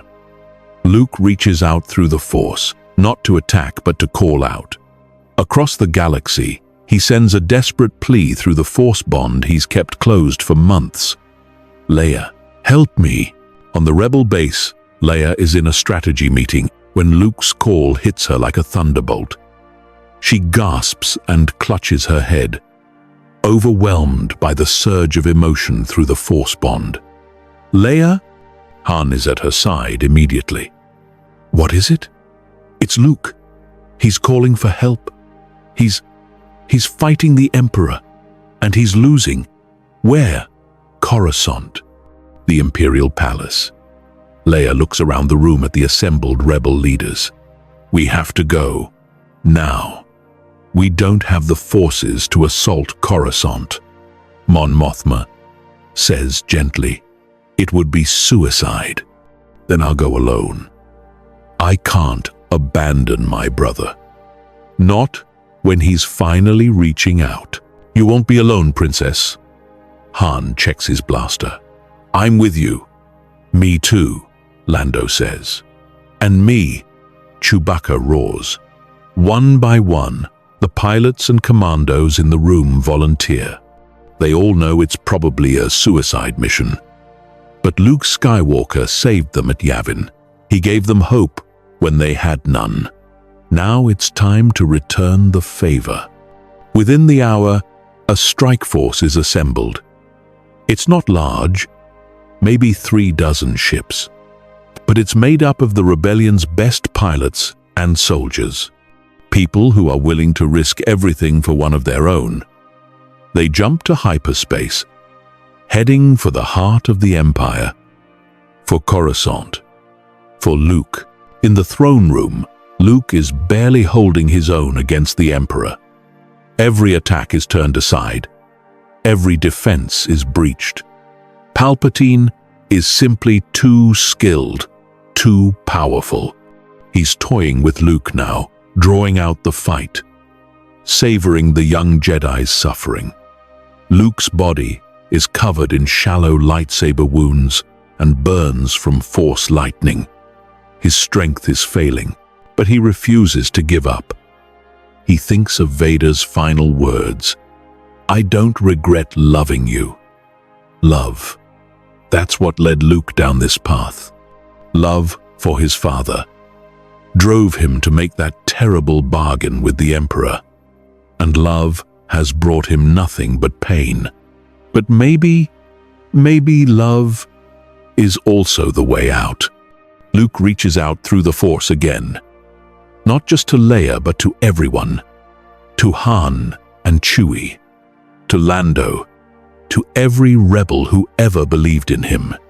He opens himself completely, drops every defense, every wall. And he lets them feel everything. His pain, his regret, his desperate hope that he's not too far gone to save. The response is immediate and overwhelming. Love pours back through the Force. Forgiveness, hope, the knowledge that he's not alone, that he never was. And with that connection comes strength. Not the dark side strength he's been using, but something else. Something he thought he'd lost forever. The light. Luke's eyes flicker from yellow back to blue. The red lightsaber in his hand sputters. And for just a moment, the Force is in perfect balance within him. Light and dark. Love and rage. Hope and despair. All of it together, not fighting but harmonizing. Palpatine senses the shift, and his attack falters. What? This is impossible. Nothing's impossible, Luke says. You taught me that. He attacks with renewed vigor, his lightsaber moving in forms he's never used before. Neither the aggressive power of the dark side, nor the defensive patience of the light. Something in between. Something new. The Emperor is forced back, genuinely surprised for the first time in decades. Luke presses his advantage, his attacks coming faster and faster, but he knows he can't win this fight. He's too damaged, too exhausted. Palpatine will eventually overcome him. He needs help, and it's coming. The rebel fleet drops out of hyperspace above Coruscant. Alarms immediately blare across the Imperial capital as dozens of rebel ships appear in the heart of the Empire. It's the most audacious attack in the history of the war. Admiral Akbar's voice crackles over the comm. All ships, this is Admiral Akbar. Our mission is simple. Get to the Imperial Palace. Extract Luke Skywalker and anyone with him, and get out alive. May the Force be with us all. The fleet dives toward the planet, Imperial fighters and orbital defenses opening fire. Ships explode left and right, but the rebels push through. They have no choice. Turning back now would mean death anyway. Might as well die trying to do something good. The Millennium Falcon leads the charge, Han's piloting pushing the old freighter to its limits. Beside him, Leia is focused on the Force bond, using it to guide them to Luke's location. She can feel her brother's presence, like a beacon in the darkness, burning bright, despite everything he's done. We're coming, Luke. Hold on. Just hold on a little longer. In the throne room, Palpatine senses the rebel fleet's approach. He snarls in frustration. Your friends are here to save you. How touching. But they're too late. He unleashes a massive burst of Force lightning, more powerful than anything before. Luke tries to block it with his lightsaber, but the energy is too strong. It overwhelms his defenses and slams into him, lifting him off his feet and hurling him across the room. Luke crashes into the wall and slumps down, his body smoking. He can barely move, barely breathe. The Emperor approaches slowly, savoring his victory. I should thank you, Luke Skywalker. You've provided me with months of entertainment.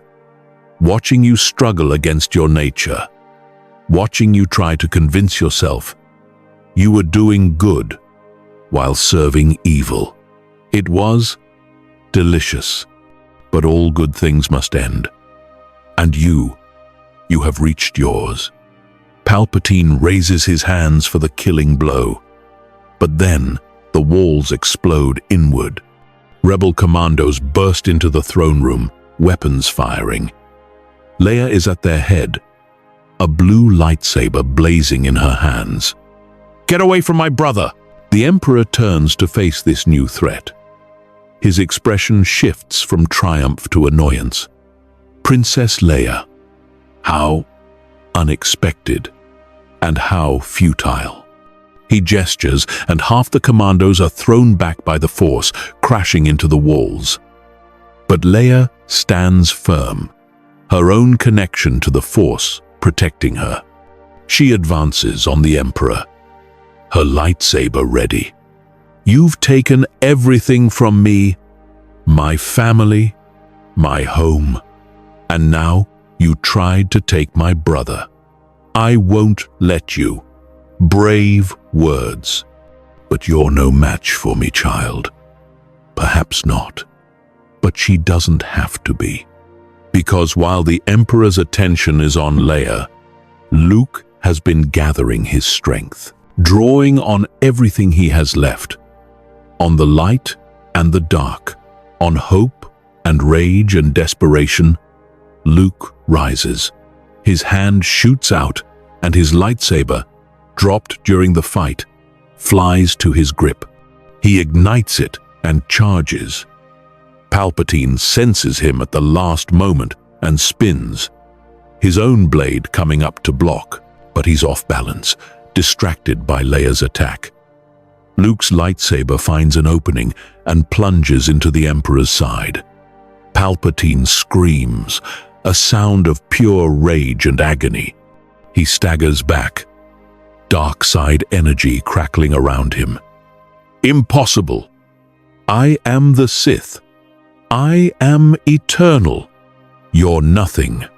Luke's voice is cold, just an old man who's lived too long.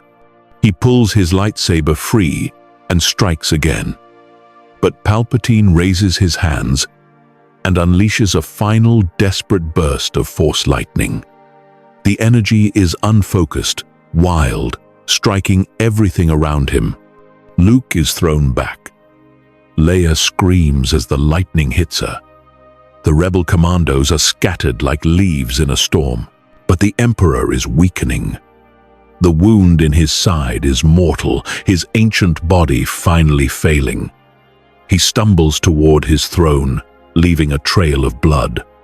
This isn't over. The dark side is eternal. Even if I fall, others will rise.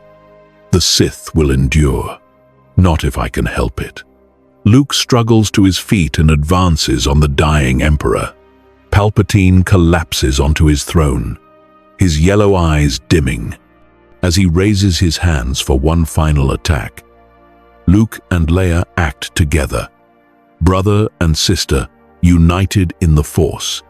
They reach out as one and push with all their combined strength. The Emperor is lifted from his throne and hurled backward. He crashes through the massive window behind him, his scream of rage following him as he plummets down the endless cityscape of Coruscant. The scream fades into silence, and Emperor Palpatine, master of the Sith, ruler of the galaxy, is gone.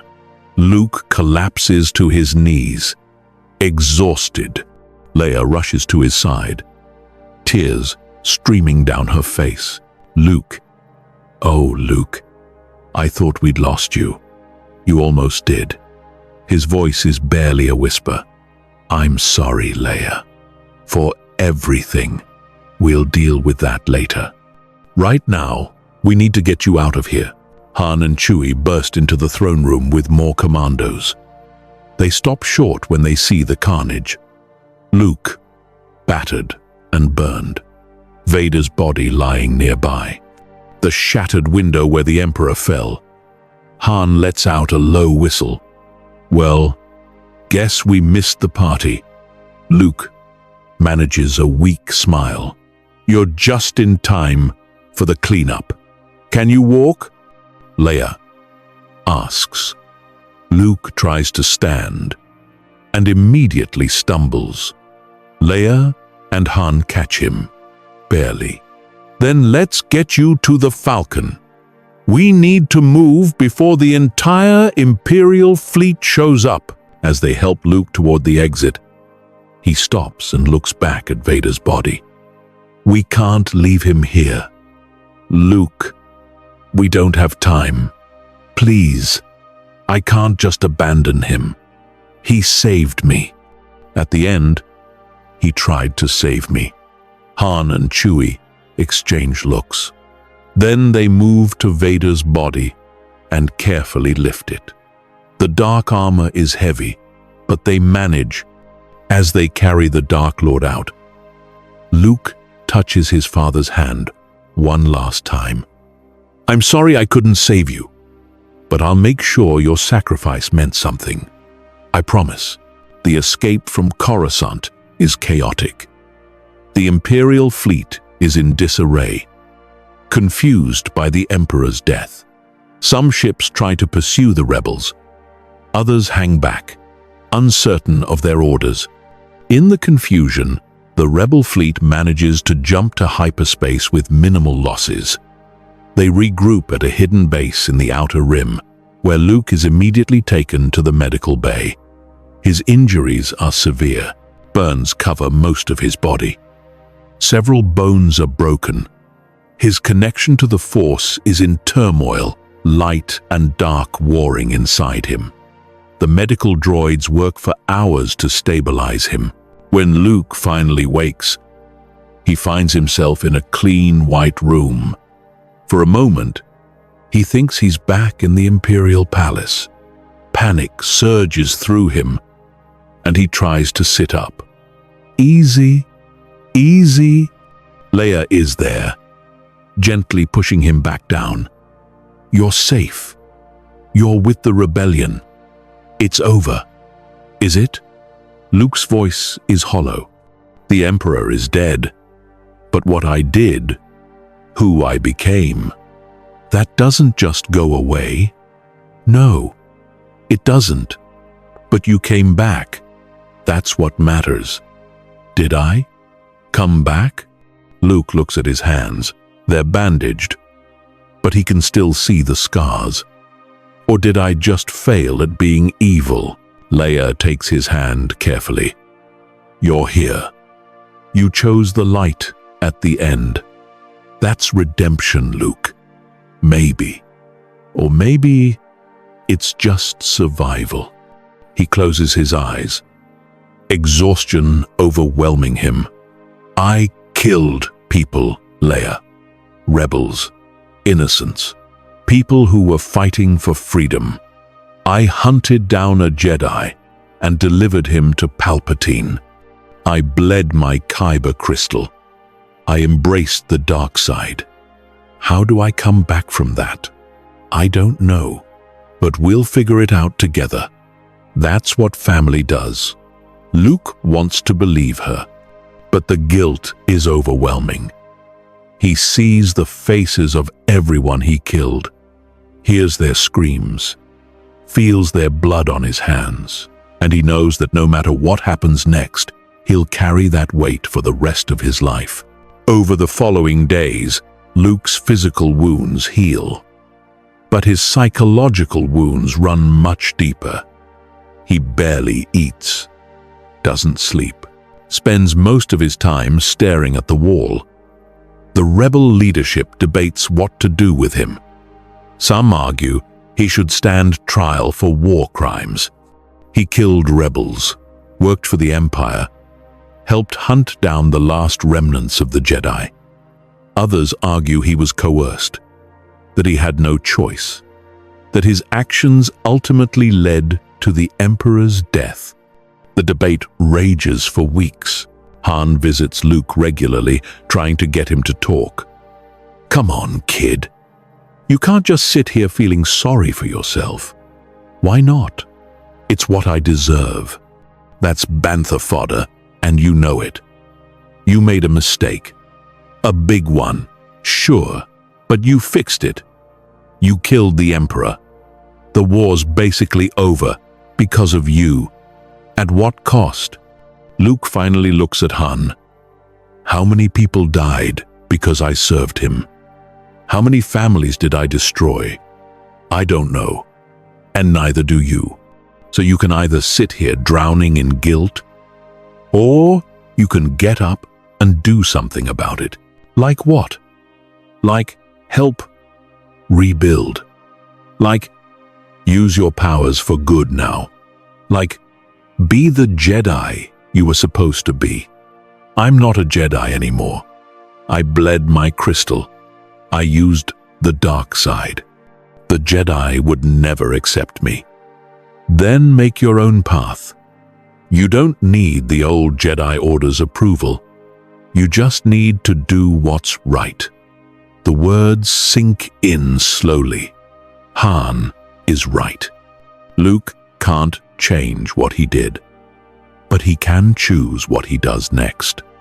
And sitting here, wallowing, accomplishes nothing. Leia brings him his lightsaber days later. She sets it on the table beside his bed and waits. Luke stares at the weapon for a long time. I can't use that. It's tainted. So purify it. Can you do that? I don't know, but I have to try. He picks up the lightsaber with trembling hands. The weapon feels wrong. In his grip, heavy with the weight of everything he's done with it. Luke ignites the blade. The red glow fills the room, casting bloody shadows on the walls. For months, this color represented his fall, his corruption, his betrayal of everything he believed in. But maybe it doesn't have to. Maybe, like him, the crystal can be redeemed. Luke closes his eyes and reaches into the Force. Not the dark side, but not entirely the light either.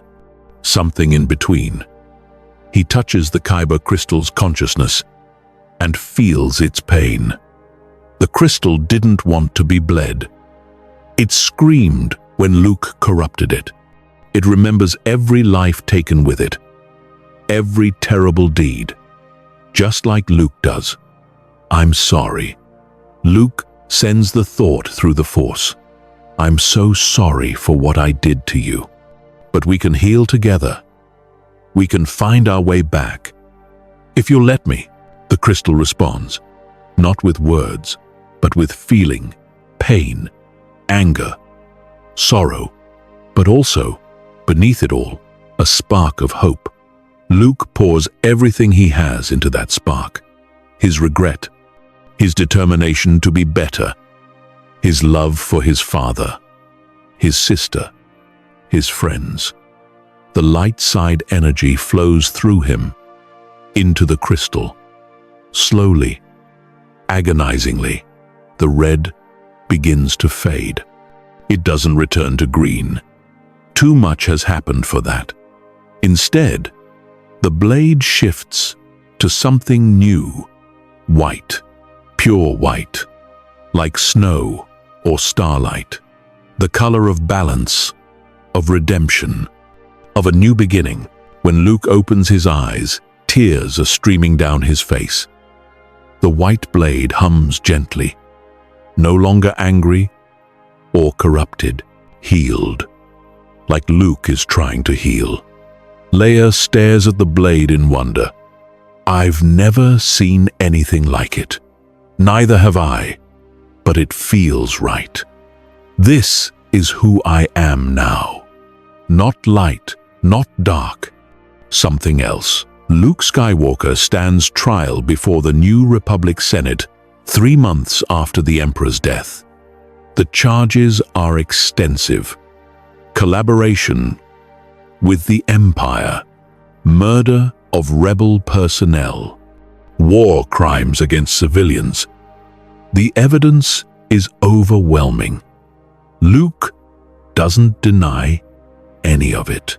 He stands before the Senate, his white lightsaber on his belt, his head held high despite his shame.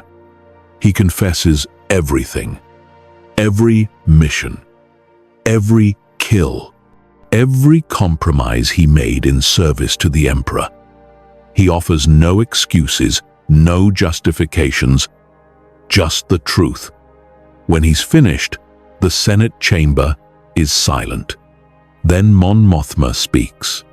Luke Skywalker, you have committed terrible acts. Acts that, under normal circumstances, would warrant execution or life imprisonment. However, these are not normal circumstances.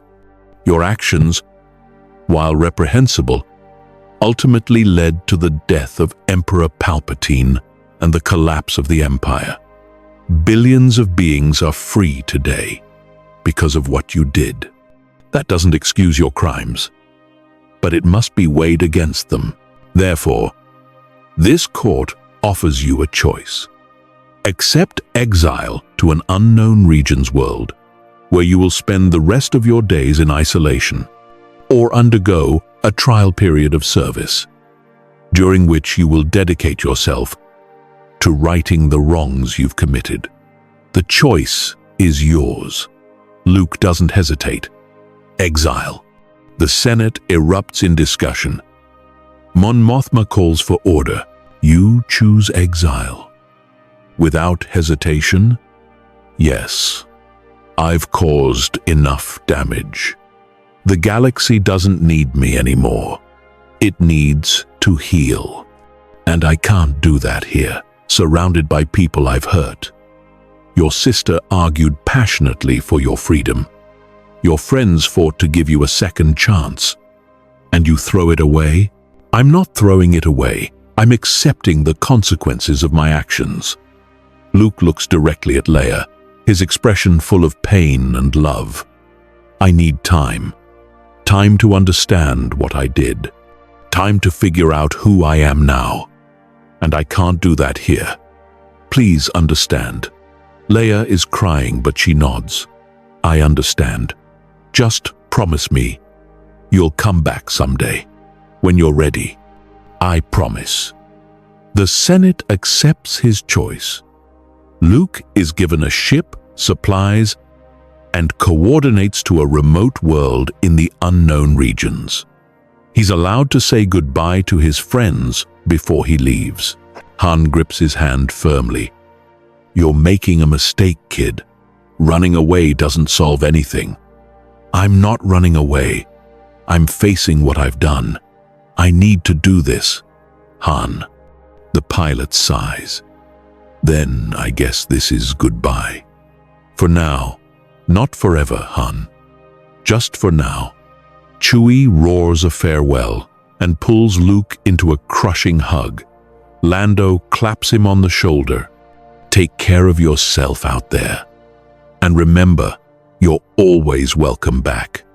We're your family, no matter what. Luke hugs each of them, memorizing the feeling. Then he turns to Leia. The twins stand facing each other, neither wanting to say goodbye. Through the Force bond, they share everything they can't put into words. The love, the pain, the hope that this separation is temporary. Come back to me, Leia whispers. I will. I promise. They embrace, and for a moment, Luke feels whole again. Then he pulls away and boards his ship. As he lifts off, he looks back at his friends one last time. They're standing together, watching him go. His family. The people who never gave up on him, even when he gave up on himself. Luke sets course for the unknown regions and jumps to hyperspace. The world the Senate chose for his exile is called Ahtu. It's an ocean planet, covered in scattered islands and ancient ruins. According to the records, it was one of the first Jedi temples, built thousands of years ago. Now it's abandoned, inhabited only by native species and the ghosts of the past. Luke lands his ship on the largest island and steps out into the wind. The air smells of salt and stone, Waves crash against the cliffs below, and everywhere Luke can feel the Force. Not dark or light, but balanced, natural. This place has seen the birth of the Jedi Order. Now it will see Luke's rebirth, or his final death. Time will tell. He builds a small hut from the stones scattered across the island. Nothing fancy. Just 4 walls and a roof to keep out the rain. He fishes for food, tends a small garden, falls into a simple routine that helps quiet his mind. And every day, he meditates. Luke sits on the edge of the cliff, his white lightsaber beside him, and reaches out to the Force. He doesn't try to use it, just observes it, feels how it flows through everything. The ocean, the rocks, the primitive bird-like creatures that nest on the island. The Force is in all of it, connecting everything in an endless web. Luke thinks about the Jedi teachings, about emotional detachment and serving the light. He thinks about the Sith philosophy, about power and passion and serving the dark. And he realizes both were wrong. Or not wrong. Exactly. Incomplete. The Force isn't meant to be divided into light and dark, good and evil. It simply is. And the Jedi and Sith both tried to claim it for themselves, to force it into boxes it was never meant to fit. Luke begins to develop his own understanding, a philosophy that embraces emotion without being consumed by it, that seeks balance instead of extremes, that acknowledges the darkness without surrendering to it. He calls it the way of the gray Jedi. Neither light nor dark, but both and neither. Months turn into years.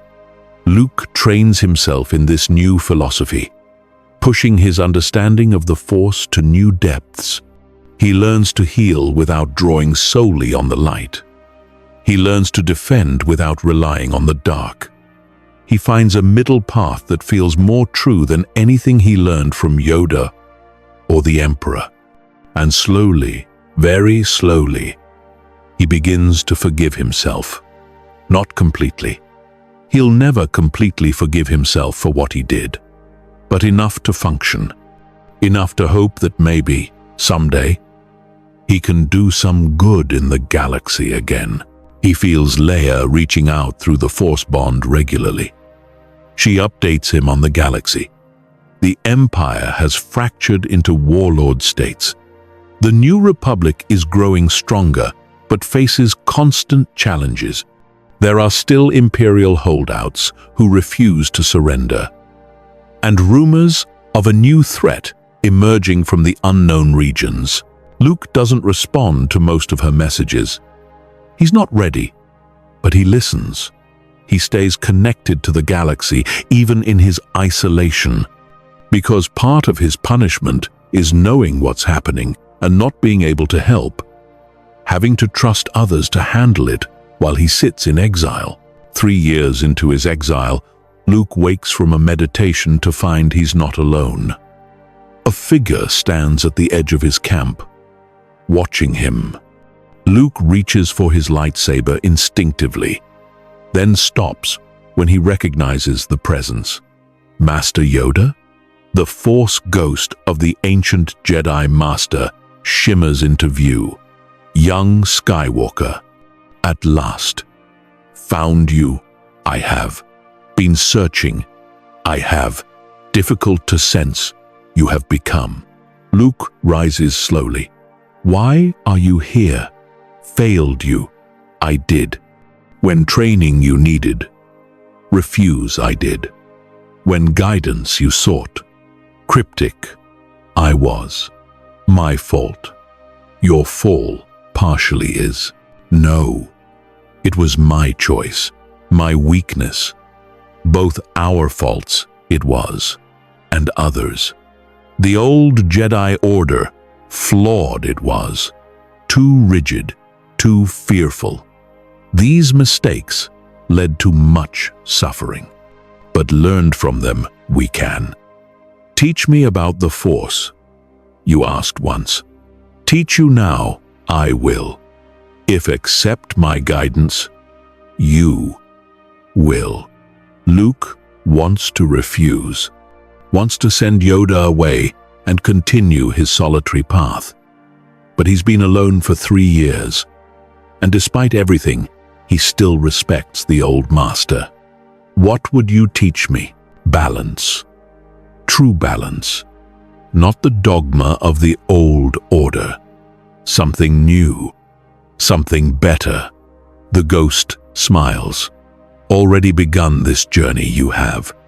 Your white blade, see it I do, symbolizes balance. It does. Proud of you, I am. The words nearly break Luke. After everything, after his fall and his crimes, Yoda is proud of him. Why? You fell, yes. Dark path you walked, but returned, you did. Chose light over darkness. At the end, more could I not ask. And now, learned you have what the old Jedi refused to see. That acknowledge the darkness, we must. Deny it, we cannot.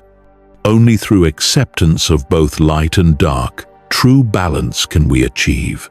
Luke and Yoda spend months together, the ghost teaching and the exile learning. They discuss the failures of the old order, the way fear led to rigidity, the way detachment became cruelty, the way the Jedi's certainty of their righteousness blinded them to their flaws.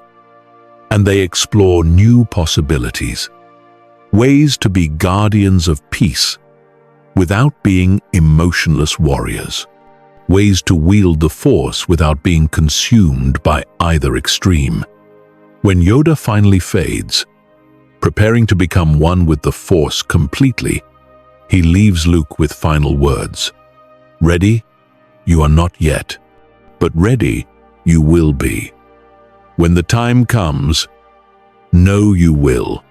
Trust in the Force and trust in yourself. With that, the ghost vanishes, leaving Luke alone once more. But he's not the same person who arrived on Ahch-To 3 years ago. He's older, harder, but also wiser. He understands himself better, understands the Force better, and he's beginning to believe that maybe, just maybe, he has something to offer the galaxy after all. 5 years after his exile began, Luke wakes to find a ship landing on his island. He doesn't recognize the vessel, but he recognizes the presence aboard it. Leia. His sister steps out of the ship, older now, with streaks of gray in her hair. She's accompanied by a young boy, maybe 8 years old, with dark hair and intense eyes. Luke walks down from his hut to meet them. Leia, you came. Of course I came. It's been 5 years, Luke. That's long enough. I'm not ready to return. I'm not asking you to. Not yet. But there's someone I want you to meet. She pushes the boy forward gently. Luke, this is Ben, my son. Your nephew. The boy looks up at Luke with a mixture of curiosity and awe. Are you really Luke Skywalker, the hero of Yavin? I used to be. Now I'm just a hermit on a rock. But yes, I'm Luke. Mom says, you can teach me. Teach you what? The Force. I can feel it sometimes.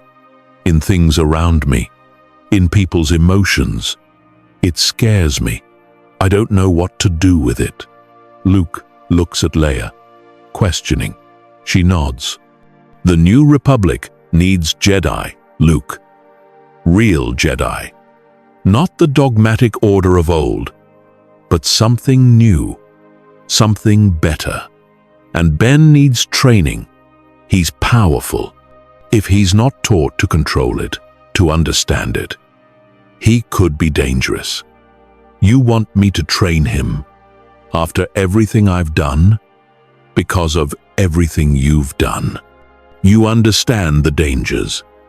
You know what happens when someone with power isn't guided properly. You can teach him to avoid the mistakes we both made. Luke looks at the boy, at young Ben Solo.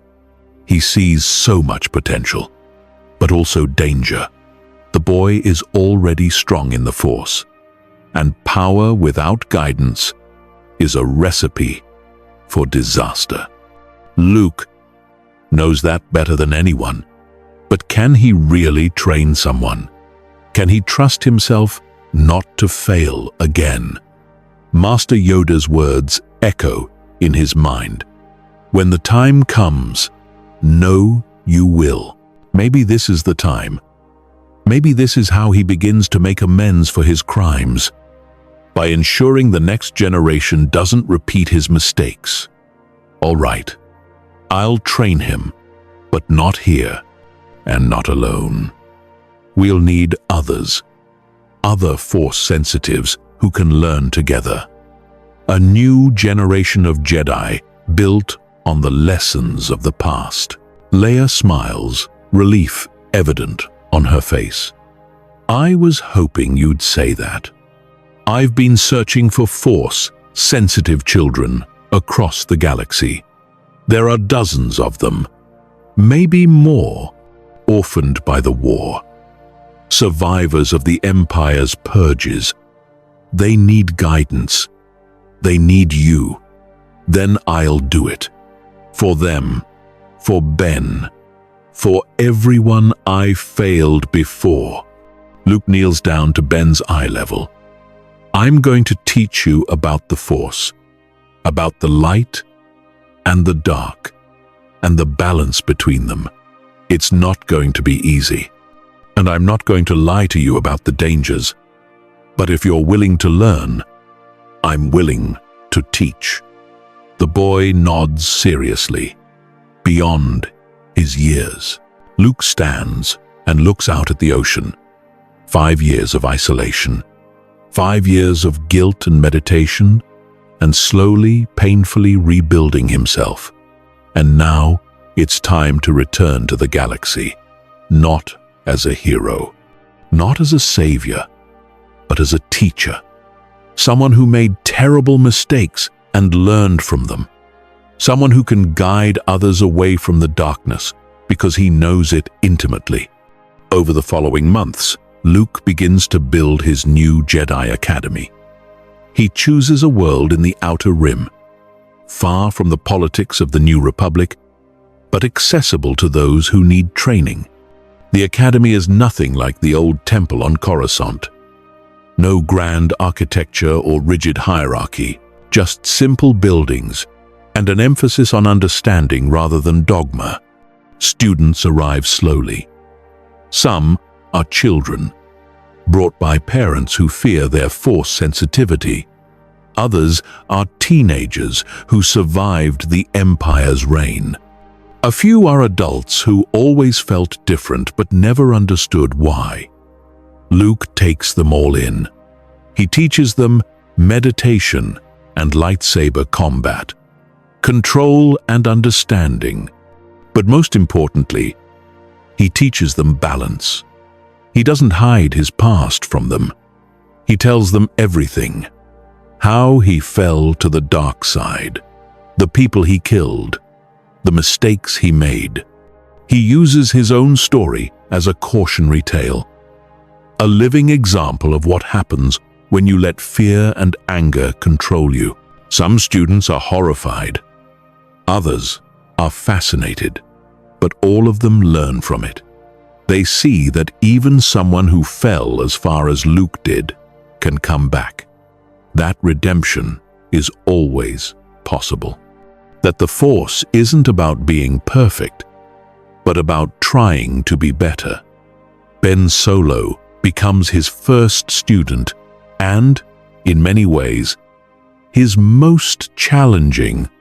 The boy is incredibly powerful but also incredibly conflicted.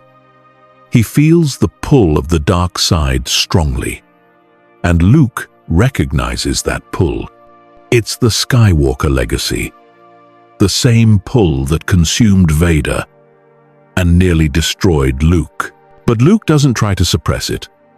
Instead, he teaches Ben to acknowledge it, to understand it, to make peace with the darkness inside him rather than fighting it or surrendering to it.